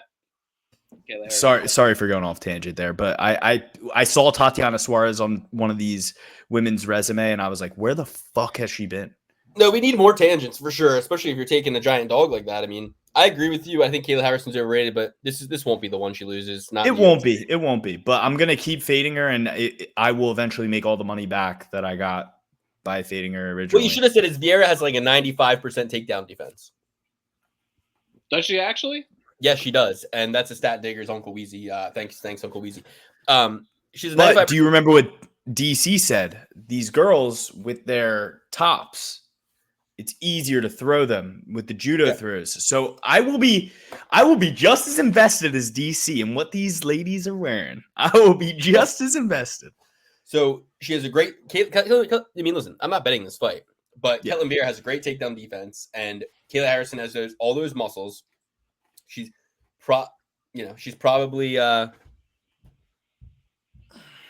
her asshole. Injected in his asshole. You called it. But she like could gas out at elevation with those big muscles. They're built for. They're not built for go. Wave check. How the waves looking? So all right, I'll go swimming in this shit. I'm not betting it. I'm not betting it at all. Okay, José Aldo versus Mario Bautista. Very interesting fight. A lot of investment in this as a fan for me. What do you guys think? Dan first. I'm going to take the dog shot. I'm going to go with José Aldo, the ultimate octagon general in there, always figuring out a way to win. How do I got to win this fight? Do I got to take the guy down? Do I got to outpoint him? Do I got to land a devastating knockout? Leg kicks? What do I got to do? I think José Aldo figures this one out as well. Obviously, Mario Bautista, he's young, he's dynamic, he's explosive, but I think that, whether it's just crowding him, again, taking him down, Aldo will find a way. I think he's like plus 115. Couple dog shots on this card I'm looking into. So yeah, I'm liking out. This is your king. This is your personal king. I'm going with that. Yeah, I'm going with José Aldo too. I mean, Bautista is a submission guy. He's not submitting José Aldo. And Aldo was defending takedowns against Merab. Merab was only really successful at pushing him up against the cage. He never really got him down. He's only beaten an 0-0 guy and an 0-1 guy by knockout in his entire career. The other one was a doctor stoppage. He lost by knockout to Trevin 5-star Jones, who's 12-6 and went on like a 5-fight losing streak, including a loss to Cody Garbrandt when Garbrandt was kind of at the end of his tenure. He lost a decision to Ricky Simone. He won a decision against Ricky Simone, decision against Damon Blackshear. Who's he beaten? Nobody. Aldo is 32-8. He's an absolute fucking stud, and he retired and came back looking better than ever. Gotta suspect he's on some Brazilian acai. You know what I mean? I think that's why you retire. You come back, Brazil, short notice. How many times was he drug tested, right? And I say that with the utmost respect. You're 38. You should be doing that, right? Excuse my language there, but injected in his asshole. I'm not making any accusations. I'm just saying, how does a 38-year-old come back looking better than ever after retiring? I don't know. It's a lot I don't think he ever looked bad. When did he look bad? Right. When did he look bad? Ever. So how can we even throw those accusations out there? Well, what was his last fight before he retired? Peter Yan beating him up? The first 2 rounds, José Aldo was whooping Peter Yan's ass. It was Merab, dude. It was the champ. Merab. Yeah. So it was a close-ass fight where Merab... Are those his last 2 losses, Peter Yan and Merab? And then everybody else he beat in between? Yeah. 2 champs. And Merab stopped him in round fucking 5. So you want to say, like, he's got cardio issues.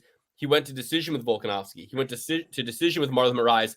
That was so good. Dana White thought he won it. It was a split decision loss to Marlon Moraes.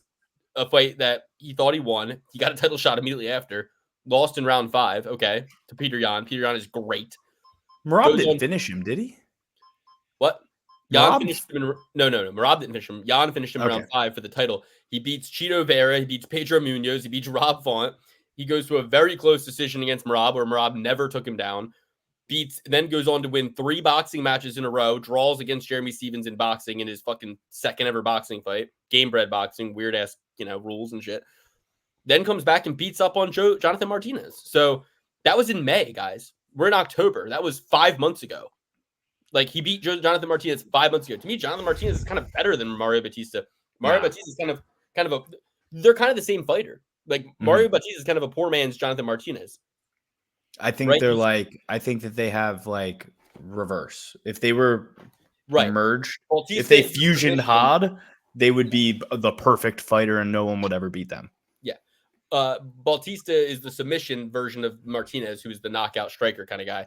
And yeah, it was in Brazil, but no excuses. Martinez, that was his fight to lose, and he lost. I think Aldo does the same damn thing. And he got the shit kicked out of him, too. It wasn't like it was close.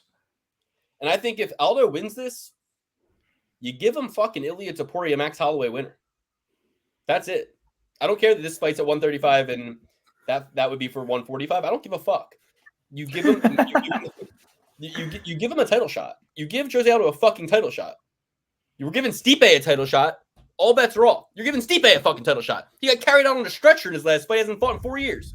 So you give fucking Aldo the title shot. You give him respect. Or you give him who at 135 would be like a big match for Aldo.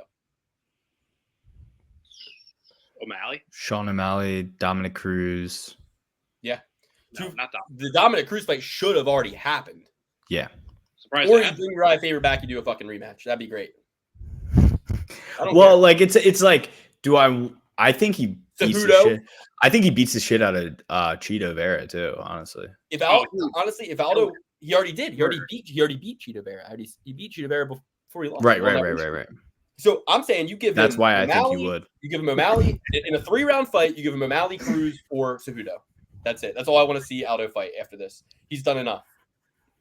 I think Cejudo gets the jump on him, but I don't know why. Dude, Cejudo's really like Aldo has some of the best takedown defense in the fucking game. He will kick Cejudo's legs. Cejudo's very not true. No, he's you're not right. war ready. How about fucking? Yeah, did you watch the pound for pound pod with DC on it? They had DC, Kamaru Usman and Henry have a podcast together, and they had DC on, and DC was like, Henry, we can't all be sitting on the outside trying to look cute like you instead of going like this. I love it. All right, so 3 for 3 on Aldo. Yeah, Alex, what do you think? Hell yeah, baby. I think Aldo, and I think he wins this one actually by split decision. I think this is going to be a little bit closer than the last one where, I see where you're coming from. Jonathan Martinez is very similar to Bautista, but I think Bautista is a little bit better in the areas where Jonathan Martinez is bad. And like the areas where Jonathan Martinez is good, Jose Aldo is exceptional or exemplary. Exceptional, exemplary. I kind of mix those two words together there. And I think that it's a little bit harder of a matchup for him. I don't necessarily see Bautista with like the same takedown ability as you would see like a Chad Mendez or some of the other guys that he's faced in his career, or a Merab. So I give the edge to Jose Aldo. Pause. I edge to Jose Aldo. Pause. I'm going with Jose Aldo, and honestly, now that I'm thinking about it, it's probably not going to be as close as I'm anticipating. But I'm a bit of a pessimist in some of my bets, so I don't know. I feel like it could be close. We haven't seen Jose fight for a good 8 months, 9 months. A lot can change in a short period of time at these older age. I know Father Time's undefeated, but Father Time ain't met a motherfucker like Jose Aldo. Tell Father Time Jose Aldo is coming. Jose Aldo is going to ride again, at least this time. Like I said, I think he's got some tougher fights up there. Like Corey Sandhagen would probably actually be like the toughest fight for him in the division, honestly. Even though it's not necessarily like the worst stylistic matchup for him, I think Corey Sandhagen might get the jump on him. But all the other guys in the top 10, I think Jose Aldo can make his way to a title shot and lose like he has for the last 10 years. Yeah.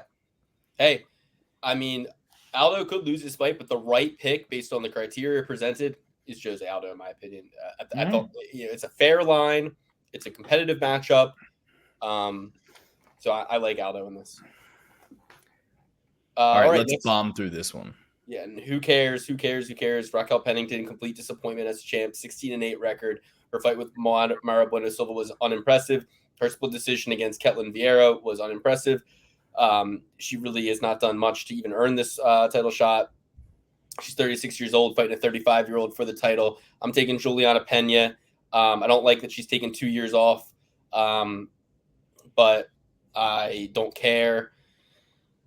It's a bad fight. It's a bad match. Pennington will probably win. I'm not betting it, but give me Peña just because I respect her and I want to see her win. But honestly, you know, at least she submitted Amanda Nunes. At least she fought blood and guts with a big cut last time she fought Nunes. Submits old ass Sarah McMahon. She's more of a fun, shit talking, funny, fun fighter.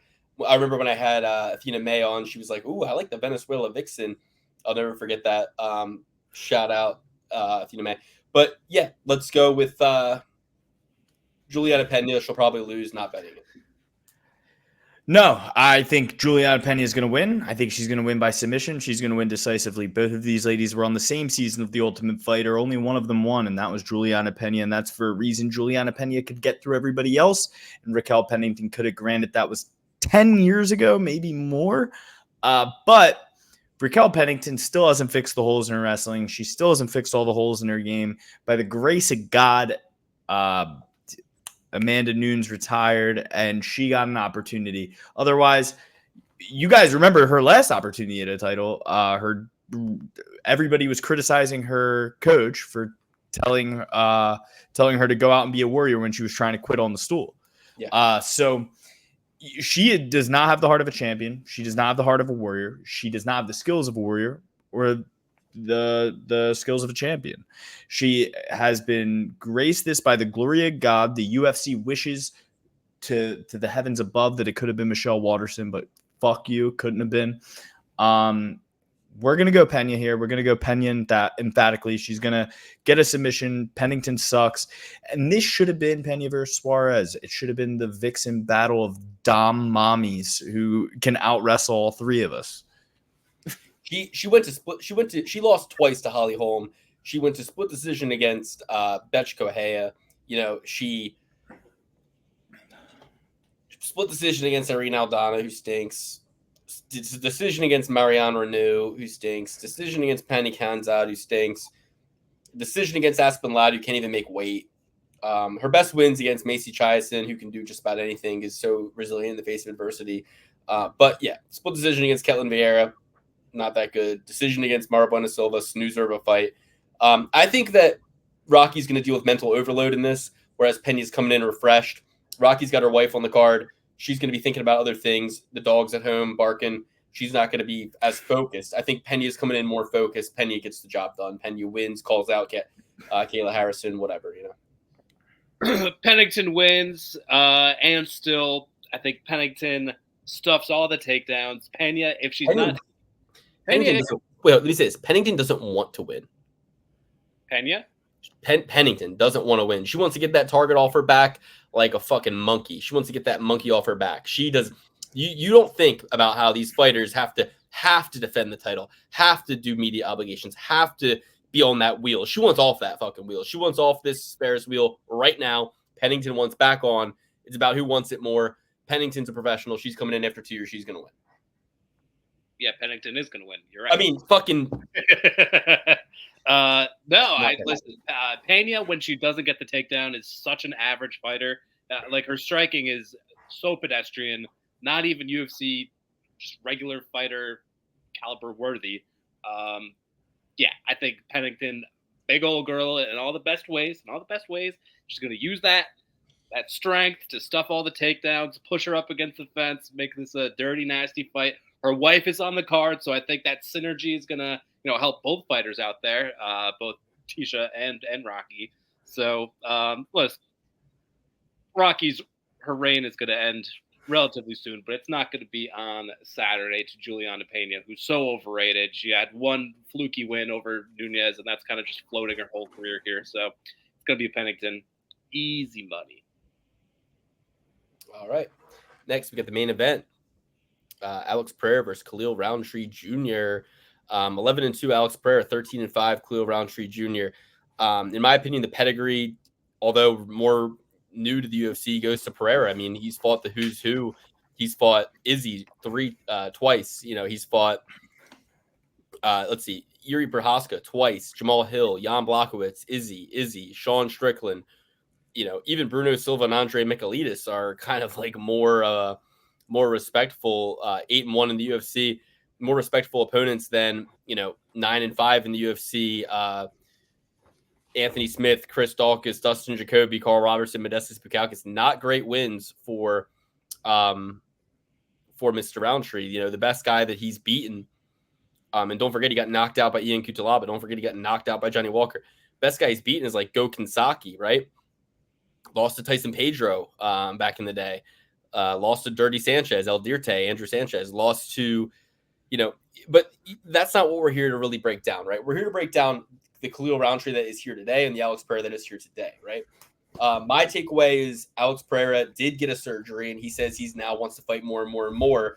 And he's here to now fight often and stuff like that. And he always has been trying to fight often, and he always has fought often. But he says in the past he was kind of fighting through injuries. Well, I kind of think when you get a surgery, it's almost like you should have just kept fighting through the injury. You know what I mean? Ride it till the wheels fall off. Get the surgeries after, because when you get a surgery, you're going under the knife. You're taking time off from training. You're coming back, and you're almost like convincing yourself that everything's all good. And but really you're at a lower calibration. You're recalibrated lower because your new high is just getting back to being able to do anything, right? Before, your high was like training at this high level, but now in your mind, whether you know it or not, subconsciously, your new high is like just getting to the point where you can train. So you don't really know if you're pushing it to the top, to the limit or not. Now, I don't really think that's going to be Alex Pereira's problem. I see him sparring with professional boxers. He's sparring with Sean Strickland. But Sean Strickland, Cope Daddy of the Year, he's so like sucking Alex Pereira's dick and all this. Did you see that video of him like, I'm not scared of Alex Pereira, but, I knew going into it that he's a big, scary Brazilian, and if he touches my head once, I'm going down. It's like, so you are scared of him and his power because you can hit him with 100 punches. You literally said to his coach, you said, I can hit Alex Pereira with 100 punches in the face, and he's not going down, but if he hits me with one. Yeah. Sean Strickland is coping to the highest degree with all this, and I love Sean Strickland, but I love his shit talking, but there's kind of a point where the shit talking becomes being a gossip girl. He's kind of like a gossipy girl, like lately. Like he just talks and talks and talks and has an opinion about everything. And it's like, be more stoic. Take the lesson from Alex Pereira to be a stoic guy.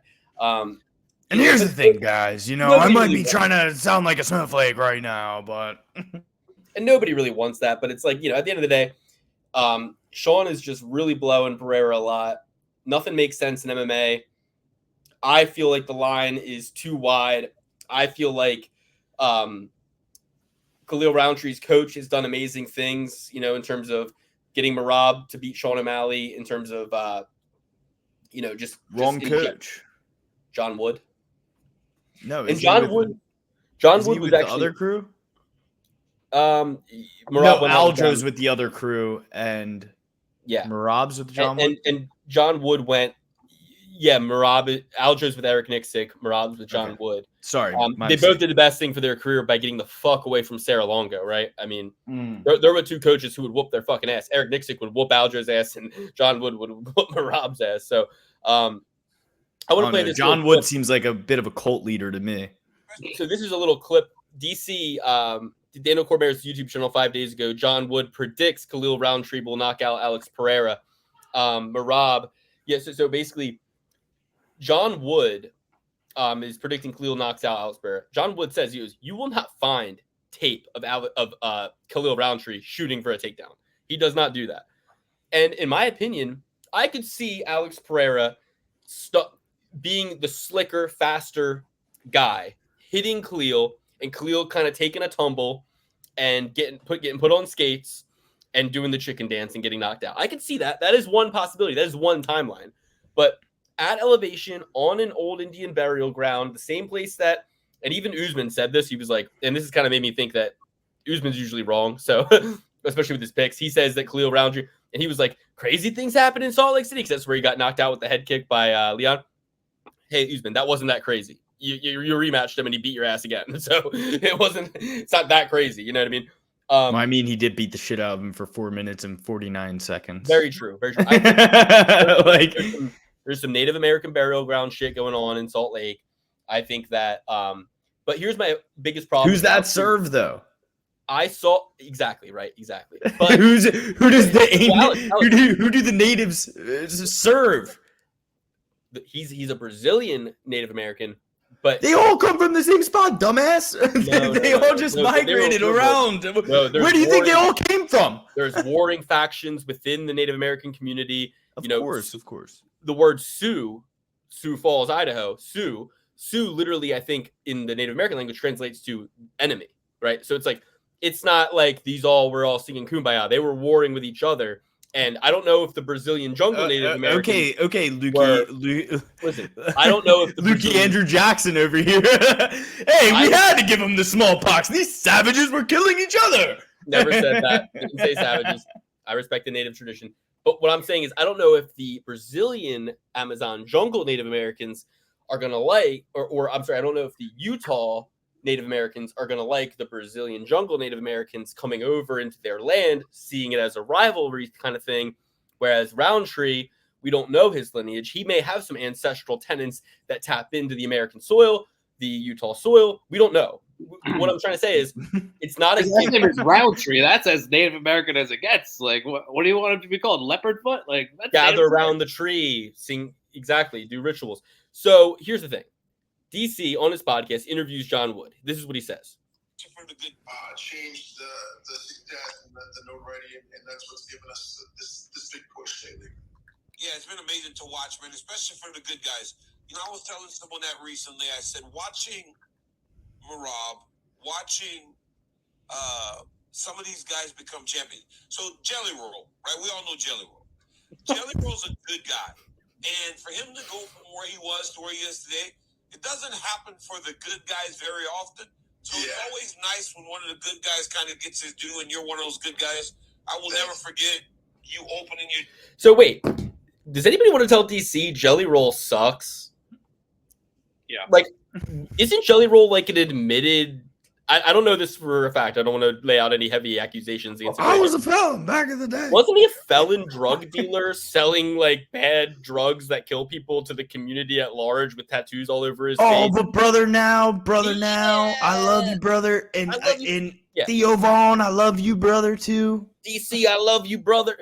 A friend to all is a friend to none. Jellyroll is not a good guy, I don't believe. I think Jellyroll is a piece of shit, and he's got everybody fooled. I saw him on a fucking Amazon Echo commercial the other day. When is enough? When do you have enough fucking money? These guys are just willing to shill out for any fucking... Oh, he's about to get started on the Kelseys. He's about to get started on the Kelseys. Jason Kelce. Best thing to ever happen to the Eagles was that fat fucking Grizzly Adams to leave our team. That fucking... money sucked. Yeah, because the tush pushers worked really well. Hey Kelsey, do you support Kamala too? Do you support Kamala Harris too, Jason, with your fucking douche brother? Anyway. Hey, not a political show. Yeah. I'm voting Joe Biden. I hope that Kamala taxes Jason Kelce and Travis Kelce's Amazon fucking money into oblivion when she takes office. But anyway.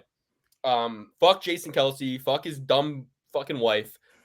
His wife sits there and goes, I don't want the spotlight. I shun the spotlight. Bitch, I saw you in 3 commercials. Shut the fuck up. You fucking love the spotlight. Do they have enough money? Like, how much money? And Luke. You know that they're someone from the women's U.S. national soccer team is saying that they don't like the spotlight after all the bitching and crying that they did. Well, I'm just saying, she literally said, I don't like the spotlight. I'm just Jason Kelce's wife did play on the U.S. women's national team and won the Olympics, I believe. Oh, great. No, I'm saying, but somebody who says that they don't want the spotlight was part of that team of brats who cried and complained about how much money they make for a sport nobody watches.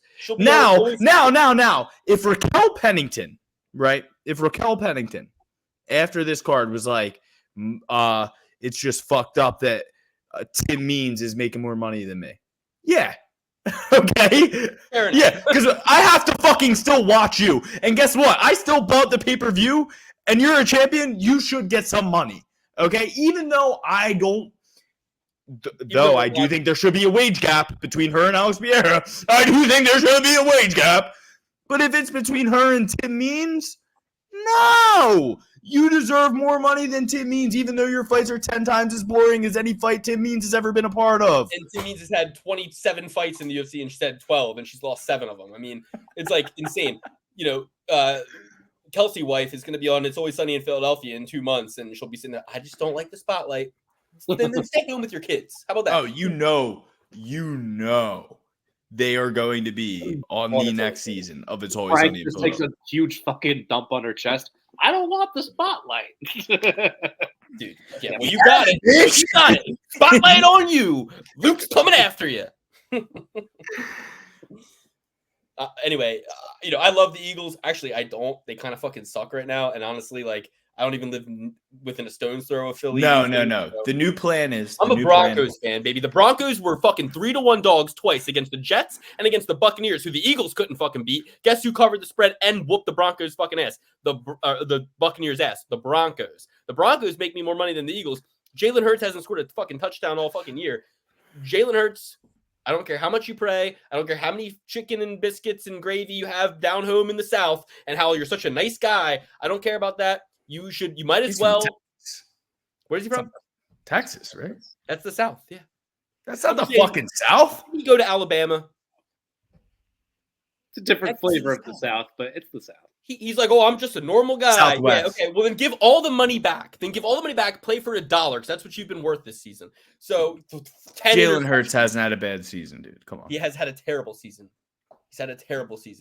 Nick Sirianni, listen, and here's the thing. We're getting into Eagles talk before the main event. Fine. Nick Sirianni is the issue. The plan is we need to get rid of him before. Yeah, like we needed to get rid of Andy Reid. Yeah. Nick Sirianni isn't the fucking problem. The problem is. Look at Doug Peterson. Look at Doug Peterson on the Jaguars. They had a good season last season. Yeah. Wait, who was the head coach when the Eagles won the Super Bowl? Doug Peterson. Okay, so what are you bitching about? No, I'm just saying I would rather have Doug Peterson than fucking Nick Sirianni. That's what I'm saying.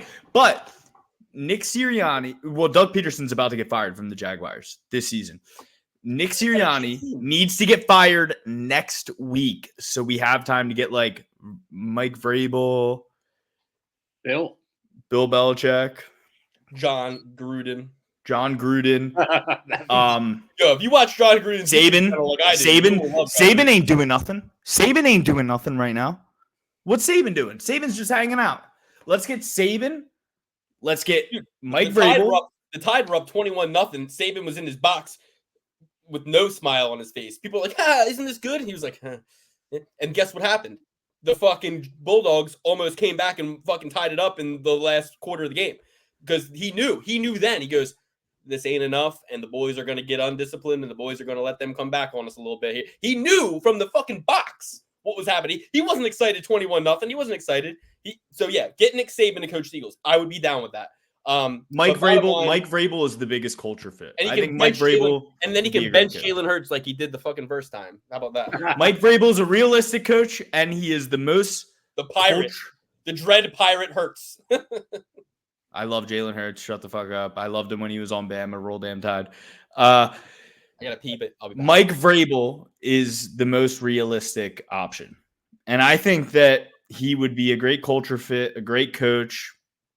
Dan, I want to run the fucking ball. Can we run the fucking ball? I didn't want no Saquon Barkley. I wanted Derrick Henry. I wanted to keep it between the tackles all game long and run it down their damn throat. Whatever happened to good old-fashioned football? Nick Sirianni's sitting here like, dude, I heard a quote from Nick Sirianni. They said, why didn't you do more with Saquon earlier in the game? You had so many opportunities. And he said, well, we went 3 and out for most of the first half. So if you think about it, we only got 2 plays to run Saquon when we're 3rd and 10. We can't run Saquon. So run him the first 2 plays. Yeah. What are we doing here? He's the only guy getting the fucking job done. We've got no wide receivers. Or at least throw it to the fastest man that's ever existed, Jonathan fucking Ross, every play. Dallas Goddard, the big body. All right, let's get on the fight. If you guys are mad that you're missing Monday Night Football, you should be watching on another screen right now while we're doing the podcast. That's all I got to say. Anyway, Dan's not technologically savvy enough to hook 2 screens up. I get it. Sorry, Dan. Dan can't even hook this fucking screen up. He has to have his wife come in every time, plug in the laptop. He's like, honey, it's not turning on. I get why Travis Kelce is, still doing football and $100 million podcast and a Pfizer commercial. I get it. He has to. He is an Illuminati shill. He has to do whatever they tell him. And he has a show on FX now. Did you see? Oh, I bet he does. But grotesque. It's Jason a horror show, Luke, that he's a producer of. I believe. Jason Kelce is Mr. I'm a good husband with my big beard and my big beer belly, and I'm a girl dad, and I love my wife, and my wife makes me work out. It's a rule, the Mama Kelce rule. I got to work out 3 times a week. If he's that fake fucking charlatan, then why does he need all the money? Why does he need more money? You should be with your kids. You should be home with your kids. You have enough money. You've done your job. You created your legacy. You gave enough money to the autistic kids. Now stay home with your fucking kids instead of being on the fucking TV screen, traveling across the country, doing fucking the most terrible job as an analyst that anybody's ever fucking seen. Right or wrong, Dan? I mean, he has made $250 million between his podcast, his commercials, his fucking NFL commentary, and his seasons in the NFL. He has $250 million, yet he's still on the road. Yet he's still on the fucking road doing gigs. Why? Should you be home with your daughters? Should you be home with your daughters? I don't know. I mean, shit. If somebody dropped $300,000 in my lap today, I'd quit my job and raise my fucking daughter. So that's just me. I make fucking way less than him, but yet he needs more. Him and his fucking brother. I get why his brother does. He sold his soul. He's Kevin Hart. He's P. Diddy party, Kelce. I get it. He's at the fucking Diddy parties with Taylor Swift. I get it. But why is Mr. Homely? Oh, I'm just a good old boy. Yeah, you're probably, if I were to theorize my wildest fantasies, cheating on your wife. That's why you want to be on the road so much. They're Ohio dumbasses, Luke. Him and Travis, like the they're brothers. from Ohio. They're just like the Paul brothers. Yeah. One of them's an Illuminati shill, and the other one's a greedy pig. That's a good one. You make Logan's the shill, Jake Paul, probably not a shill, probably not an Illuminati, but a greedy pig beating up on poor old Mike Tyson for money. That's literally the equivalent. Jason Kelce is Jake Paul. Travis Kelce is Logan Paul. Dan, are you going to switch back to the Knicks now that they got Karl Anthony Towns or what? No, I don't think so. I think I'll stick. Well, I don't see the Sixers winning a 7-game series against any team in the East now. So, I mean, guys, these takes are red fucking hot, white hot. All right, I love it. I'm taking Khalil Rountree, but like I said, I don't like that Khalil Rountree. Let me say this. I don't like that Khalil Rountree saw the billboard, which wasn't even really a billboard. It was just the arena that had his face on it. Yeah, it wasn't even a billboard. It wasn't even a billboard, Khalil. It's the arena. It was the UFC Apex. It wasn't even like a. It was the Apex. It was okay. Either way. I don't. It looked like the Apex. It didn't look like. It didn't look like Madison Square Garden. It didn't look like an arena that I would go to. It was the. It was. I think it was the arena that he's going to be fighting at. But bottom line is, it's like he was like, "We did it. We did it." It's like you haven't done it. You haven't done shit yet. Yes. So that's why I think he's going to lose, because this is already a win for him. You know, his Screamo band and his fucking anime comic that he's working on is going to end up making more. Like he's now in his mind, it's we won. That's the wrong mentality. Pereira doesn't give a flying fuck about any of that. So that's why he could lose, because in his mind, he's already won. But I kind of just feel like there's going to be some magic in the air, and Khalil Rountree is going to, I think anytime the line is just, I use the line as an indicator of, okay, the public thinks this, but the public are a bunch of little protect this man at all costs bitches who glom on to people with this insane sycophantic fandom. So I think that nobody is as great as the fans think they are. And the fact that the line is so outstretched is a great indicator to say, these are 4-ounce gloves. This is going to be a striking match. Khalil Rountree can land. Alex Pereira got knocked out by Skinny Izzy. Sure, it was at middleweight. Make whatever excuse you fucking want. But I think Khalil Rountree could get it done, and I kind of see it happening. Now, last time we had Sean Strickland beat Izzy. We had, who was the other guy that won? That was like the troll champion. It was like, because remember there was like, it was like, now all we need is Colby Covington to win. And remember it was like, now all we need is Colby. It was like Sean Strickland won, some other unsuspecting person won. And then it was like Colby Covington to beat Leon would have been the last troll champion that they were talking about, right? Wasn't it O'Malley? something. Yeah, it was O'Malley beat Aljo, I think. I don't know. But now it's like Bilal won. Dana hates that. Merab won. Dana hates that. The only thing to make this worse would be for Khalil to win against Pereira. But, rule of three, Father, Son, Holy Spirit, Holy Trinity, Indian Burial Grounds, Khalil Rountree by knockout, catching him on the chin, knocking him out, shocking the world. Khalil's probably going to win. I'm going to bet Khalil. Dan. Yeah, I thought I was going to have the hot take here. I thought I was going to have the headline of the podcast. You can still have it. I'm sorry. No. Tell us what you were going to say before I said it. No, I just need to say that I'm also going to do the crazy pick. I'm also going to pick Khalil Rountree here. Really more of a gut feeling than anything.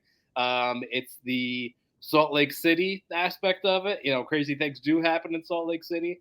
I don't know. I just feel like Pereira's getting a little too big for his britches. He's a little too addicted to nicotine. Rountree, I think he's just going to catch him. I really do. I have no analytical, statistical, technical breakdown of the fight other than gut feeling. Just seems like this is going to be the big one. This is the white whale. This is the white whale that we need.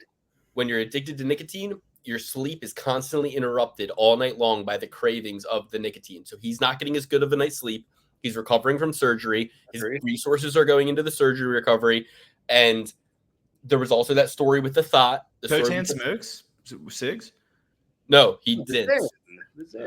He loves the zins. But he used to be. And also, when that story with the thought broke out, she said that they were drinking together.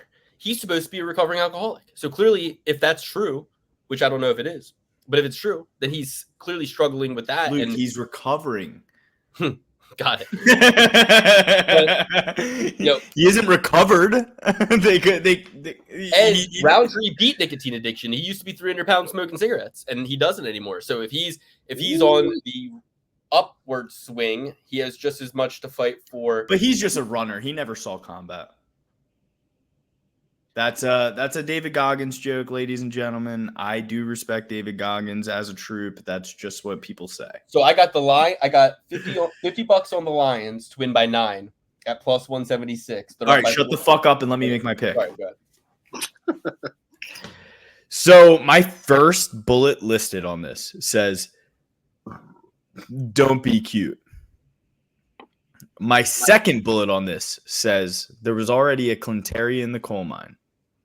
My third bullet on this, striker versus striker, go with the better, more accomplished striker. So, your logic's off. I don't know if it is. How'd it work out for him against Izzy? He beat Izzy in kickboxing twice. He knocked Izzy out. He beat Izzy at MMA. Then Izzy still manages to knock him out. A guy who spent his entire life striking and never spent a minute at 300 pounds Khalil knocked having his mother wipe his ass while he shit his bed in his fucking pants. What are you talking about? Khalil Rountree knocked out Gokensaki and then went to Thailand. To learn how to strike better. Think about that. Or maybe he went to Thailand and then either way, he went to Thailand. You know what? So in that case, let me break it down like this. Okay. Alex Pereira, he knocked somebody out in his first UFC fight. You know what he did after that? He started training with the Glover Teixeira, and he's been submitting guys ever since. Oh, shit. That didn't fucking happen.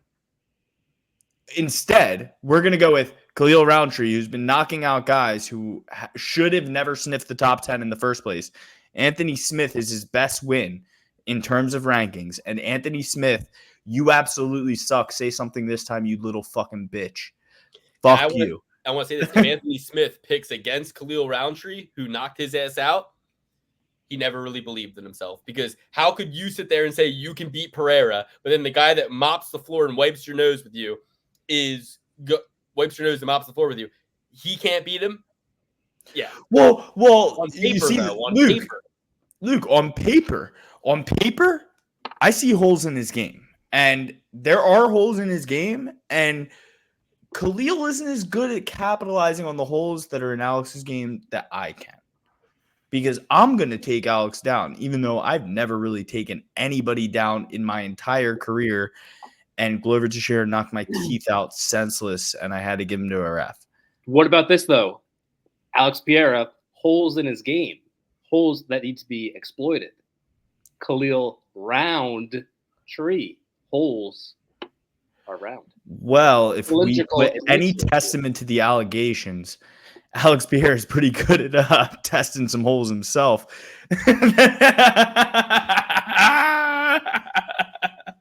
That maybe he don't. Any of size. That maybe he don't even belong in. Jokes. Alex, you have a comedian's mind. And see, that only took you 2 seconds to think up. You didn't need to write it for 6 months like Joe Rogan. You know what I mean? Yeah, and I didn't have to go in front of a crowd and say it 17,000 times to make sure it was perfect to then record it. I'm recording it right now in front of your fucking face, you morons, and look at my notes. I didn't have it written down, but I think I think I actually did write something pretty bad on there, just for my own personal viewing, that I don't necessarily want people to see. Yeah, I used to write jokes for the show. It didn't go good. I said I had a writer's room to deny all culpability, but those episodes are deleted, so I don't have to, worry about that anymore. I am going with Alex Pereira. It's been sure money for me the entire time he's been in the UFC. The only time I bet against him was with Sean Strickland, and that was dumb. I didn't know Sean. This was before Sean Strickland had microphones in front of his face as much. And he didn't let everybody know that all he wanted to do was strike with people who he had no business striking with. But I'm going to go with Alex Pereira, and I think he's going to knock him out. And I have a very specific time of this knockout. Look at this. You can watch the game on FanDuel. Yeah, don't do that. We're going to get... It was a quick second. I just was torn down. I'm basically saying FanDuel would like that. You can do it on DK as well. No free permission. Okay. So I have a very specific prediction. I think Alex Pereira gets the knockout between 7 minutes and 30 seconds in the fight and 12 minutes and 30 seconds. So I think this happens round 2 or 3. Second half of the second round or first half of the third. I don't think this sees all 5 rounds. And if it does, it's going to be by the grace of God, because I don't think anybody is capable, unless you have a big, dumb, Polish fucking skull, of taking those strikes. And I honestly think that if Jan Blachowicz was a little bit more active, he would have an argument to get right in there for the title, and we might see a similar fight, because I believe that fight was at altitude as well. No, Jan Blachowicz versus Alex Pereira. It's a fantastic point. So yeah, Poirier versus Gaethje too. Yeah, it was. So I really do believe that but it was 3 rounds, homie. Yeah, and I really do believe if Jan Blachowicz got this opportunity that Rountree is getting, or any of these other guys, but Jan just hasn't been active, nearly as active as he needs to be if he wants to be in that conversation. But I think the path's wide open for Jan Blachowicz to get the title. I think that in a 5-round fight, he probably beats Alex Pereira. He's got such a big, dumb, fucking Polish skull that no matter how many times it gets hit, it is... He already has irreversible damage just from being Polish. I can say that I'm Polish. But yeah, you got to go whenever you see a Clinteri in the coal mine, you need to listen to it. And it's telling you, get the fuck away from this pick. You're being too cute. You're trying to be cute. Don't. So Alex Pereira has won me probably $5,000 since he's been in the UFC alone. In solo bets, couple leg parlays. I got to go with the horse that brought me to the dance, the horse that brought me to water. And I've never been more confident in him, honestly. Except for the second fight against Yuri. I knew he was fucking knocking his ass out. The first one, I was a little bit more nervous. But that was the first $1,000 play, baby. The first 1,000-unit play. Well, here's the thing. The Clintarian, the coal mine, has been down pretty significantly so far. Roulette wheels got. Oh wait, you haven't heard? No, he's well. But here's the thing, Alex. You have been up on Pereira, and your canary in the coal mine here has been down. You got to think the tide. I mean, the tide has to turn eventually. To be wrong all the time or to be right all the time is almost equally impressive, right? So, you know what I mean? Well, I did see interesting stat recently that my canary in the coal mine is actually only good at picking bantamweight fights. And I was thinking about this today. I was, having myself a little puff of some shmee. And I was sitting there and I was like, so if you're only good at betting men's bantamweight fights, you probably wouldn't be down hundreds of units this year if you just strictly bet on those fights. We're a little bit more selective about your betting choices, but tying all your parlays to Benoit Saint Denis last week was probably a bad move. And listen, I'm not trying to give any context clues. Here. All you need to know is there's no one in this world I love more than Matty Bets. And if Matty Bets went in there against anybody, I'd bet on his ass too, just because I love him. Okay, fair enough. Hey, I love it. I love you. I love Dan. Thank you guys for joining me on this Monday Night Football. I'm very sorry that we, went over on time and started late. That's my apology. I won't happen again. In fact, we will start next Monday at 6:30. We will start at 6:30, and we will get this wrapped up before 8:30. We will be good to go. That's my promise to you both. Is there anything that we haven't said? I think we've said it all. Then some. Well, then let's go through our full picks top to bottom and get the fuck out of here and wait while I prepare myself to record all Hey, they didn't get an episode last week. They got double the time this week. That's how it goes. That is good. That is an important note. That is an important note. That is very true. Even though while I was abroad, ladies and gentlemen, I did let the boys know I would give a 30-minute, 15-minute segment on my picks that they could just add on to the end of it.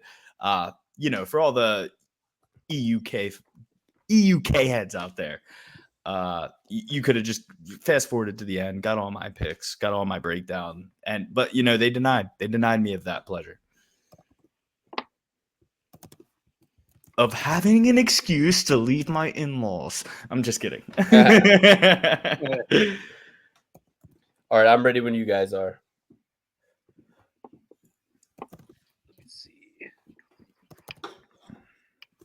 Oh, I can go first. Vieira, Peña, Aldo, Vieira, Dolidze. You said Holland. You switched to Holland. I switched to Holland. I'm officially switching to Holland. I'm just letting you know, because you went with Dolidze with me, and then Dan convinced you to take Holland. So I know, but Dan's fucking stupid, dude. I'm probably just gonna go back to my notes. I was drunk. I'm drunk, and Dan did convince me to Holland. I was drunk when I wrote these notes. I'm drunk now.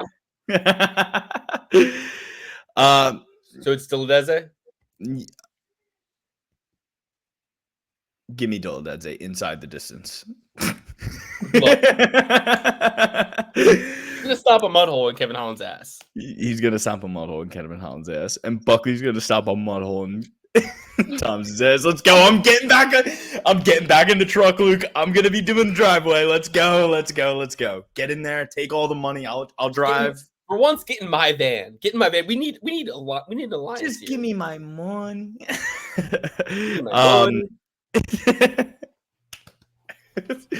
I'm going with Buckley, Lucindo, Almeida, Oven St. Preux, baby. That's a loss. A draw in the Esparza versus Pennington fight. Okay. And Austin Hubbard. And Tim Means. But if you really want to pick on that Esparza versus Pennington fight, I'll go Esparza. No, I'm going Torres. She's tougher. She's more manly. She has. That was rude. She has more muscular definition. Boom. Thank you. Okay, that's good. Yeah. Okay. Dan, all you.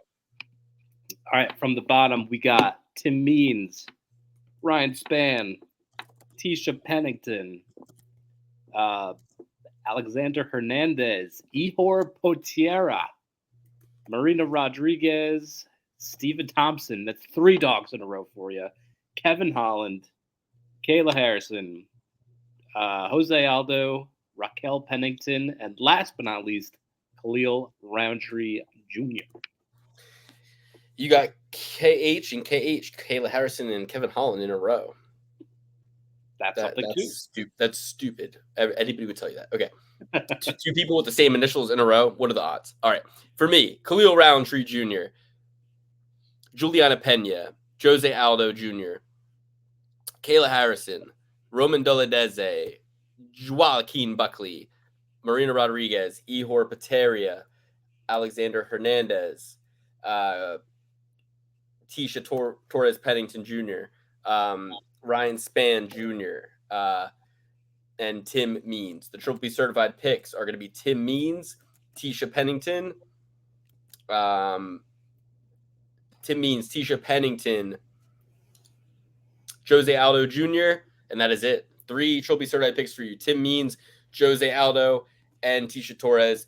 3 people who are over the age of 35. What can go wrong there? I have a movie rec. If you guys all went through your picks, have you all went through so far? Yeah. Iron Claw. Have you seen Iron Claw? No, but I've heard of it. Dan, you like The Bear. It's got that guy from The Bear in it.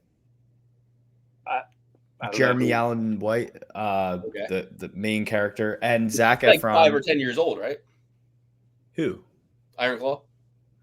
No, I think it came out like 3 years ago, 2 years ago. Okay. It was really good. Sad film. A story of brotherhood, though. And I highly recommend it. Very nice. I have a show recommendation, The Last Kingdom. If you guys haven't if you like Game of Thrones, this is Game of Thrones, but real. It's Saxons versus Danes. It's the history of the establishment of England, Christians versus pagans. It's just as gory and sword fighting-y as Game of Thrones without the dragons. It's very good show. Very good show. Really motivates you. Destiny is all. So watching Game of Thrones now, just got to the scene where they kill the guy who fucks all of his daughters and sends all the boys into the woods. Sick. About to get to the red wedding. Oh, it's gonna be awesome. Nice. My girlfriend hasn't seen it. That's why I'm rewatching it all. It's kind of. You've already seen it. You've seen it all. I saw everything, but like the last 2 or 3 seasons that sucked. Okay. I watched like the first episode where they cut the guy's dick off. Yeah, of course. They cut somebody's dick off in Last Kingdom. They cut somebody's dick off in the Last Kingdom too, and it's even worse. Oh my gosh, dude! When Ramsey rescues fucking Theon, I like am looking at my girlfriend like, nothing bad's gonna happen with this, right? Just a friendly guy. So real quick, in Game of Thrones, when Oberyn was about to fight the Mountain, right? Like the next scene was that Oberyn was going to fight the Mountain, and then they left the Viper. They left you on a cliffhanger, right? Prince Oberyn's Oberyn. the Viper? Yeah, the Viper. Yeah, the Viper of Dorne. I was like, fuck, what's going to happen? Who's going to win? Because I love Oberyn, right? Oberyn's like one of my favorite characters in the show. A sussy bull prince. So I start reading the book. I go to the book. I had the books. I start reading it. And I find that chapter and I read it. I find out what happens. I'm like, oh, fuck. Close the book. I'm watching it with my friends. He's about to win. And I'm just looking at all my friends. I'm like, our friend Garrett was so happy. He's like, yes, yeah. And then all of a sudden he crushes his fucking skull. And Garrett's like, no! I was just watching him the whole time. I'm like, oh, fuck. I'm like, I just knew how disappointing. Because even in the book, I was like, fuck, no! I was so disappointed. But that guy is a great actor. The Viper. Oh, watch The Last of Us. Great show. Watch fucking White Lotus. I've never seen it, but I heard he's good. Anyway, but the funny thing is, if the Viper of Dorne didn't lose that battle, then Tyrion wouldn't have killed Tywin Lannister because he would have been freed. He wouldn't have escaped and then shot Tywin. So in theory, the Viper of Dorne's whole thing was to avenge his sister and have Tywin Lannister suffer. And his death actually led to Tywin Lannister's death. The loop was closed. J.K.R.R. Martin is the genius. J.R.R. Tolkien Martin is the genius. So great story, great scene. I did miss that part where Tywin died. I don't think I made it. Nah, it's cool. It's like the next episode after fucking he loses the battle. What are you talking about? But that was the season finale, so you must not have seen the beginning of the next. Yeah. But I will say this. Hey, you spoiled the Matrix for me. We're even. That's fucked up. I will say this. You shoot him with a crossbow. If you read the Bible, you should know the story of the Matrix, for one. And for two, I didn't know back then. And for two, if anything came out more than 3 or 2 or 1 year ago, spoilers are off the table. You're just because you haven't seen something doesn't mean I can't talk about it with the majority of the populace who has. Dan, I can tell you're getting irritable. Let's fucking get out of here. No, I'm not irritable. I just gotta do some stuff. No, I can tell you're anxious. My bad. Anxious. I'm not anxious either. Hey, nervousness and excitement are the same emotion. It's all about what you tell yourself. You're excited for what you have to do next. You're excited. Guys, we love you. We love you so much. We'll see you soon in the Discord. I'll be at a wedding this weekend, next weekend, and the one after that. So I'm going to be laying low in Discord. Enjoy my absence. Really enjoy my absence because when I come back, I'm going to have nothing to do. I'm clearing my schedule, and I'm going to be fucking in that Discord. So, Dad's out of town. Have a party. But when I come back, I'm going to be fucking laying down shit with an iron fist. And you're having a party with Uncle Bobby, baby. Let's go. If Greg tries to take over, I'm going to send him into space. I feel like a national Larry Ballsy bear.